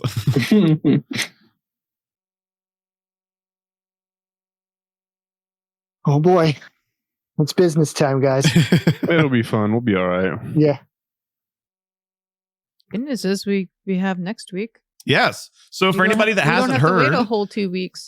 We have back-to-back sessions in case you weren't here at the beginning for the primer. Well, back-to-back. Weekly sessions. So usually we kind of go every other week-ish, but we are here next Saturday, the 20th, also starting at about 3 p.m. Pacific. Pixie and I and the group, we'll kind of talk it over. We might potentially try one without a game before, just to help make the transition not quite so clunky. But I don't know. We'll think about that a little bit and sort it out. But yes, sorry if anyone was looking forward to my surprise next Saturday. We probably won't have that surprise now. But we'll get that sorted out. Either way, D&D stuff should start at around 3. It'll just be, if we're starting with D&D, then, really we should just start with everything set up and mic checks and, really, and be going by 3:15-ish. If we're gaming ahead of time, I still think we can shave that time down, but it just does take a bit longer if we're gaming ahead of time. So if we're gaming ahead of time, then D&D gameplay probably at about 3:30-ish is my hope next week. If we're not gaming before, then D&D game time should start about 3:15-ish. About what-ish? 3:15-ish. Okay. I get out of work at 4 this Saturday, so Okay. I should be on time. Yeah, Callie, thank you for that. What I'm thinking we might do is maybe throw a poll in Discord and kind of let people react. Hey, do you like seeing the behind the scenes stuff when we transition over, or not? Right? I don't need to get too verbose about it. Or not. So yeah, I'll throw that in the updates channel in our Discord, and I'll try and do that just right after we get off tonight, so that way I don't forget. So you guys can go and vote either I like it, I don't like it, or I'll probably put I'm neutral on it, and then we'll kind of decide from there when we post the schedule. As far as players go, if we are not gaming before D&D, then I'd love to have players be here at more 2:45-ish. That way we can get some of the camera stuff and whatnot done, before we're supposed to start. That should be good with me. Because it doesn't really do us any good. The game before isn't the problem per se. It's just that the game before prevents us from doing the setup beforehand. So Yeah. if we're not gaming before, then we need to meet up ahead of time so we can actually use that time for prep. That'd be 5:40, so I should be home by then. Yeah, somewhere around there. Cool. Any other thoughts, questions, whatever, before we set you free? It was fun. Awesome. Thank you. Yeah, Thank you. that was great. Thank you guys. Yeah, We had some really cool role play moments. We had some sneaking around. We had a couple of combats. You traveled quite a bit in the world. I feel like we got quite a bit done. And under 5 hours this time, and before midnight for you East Coasters.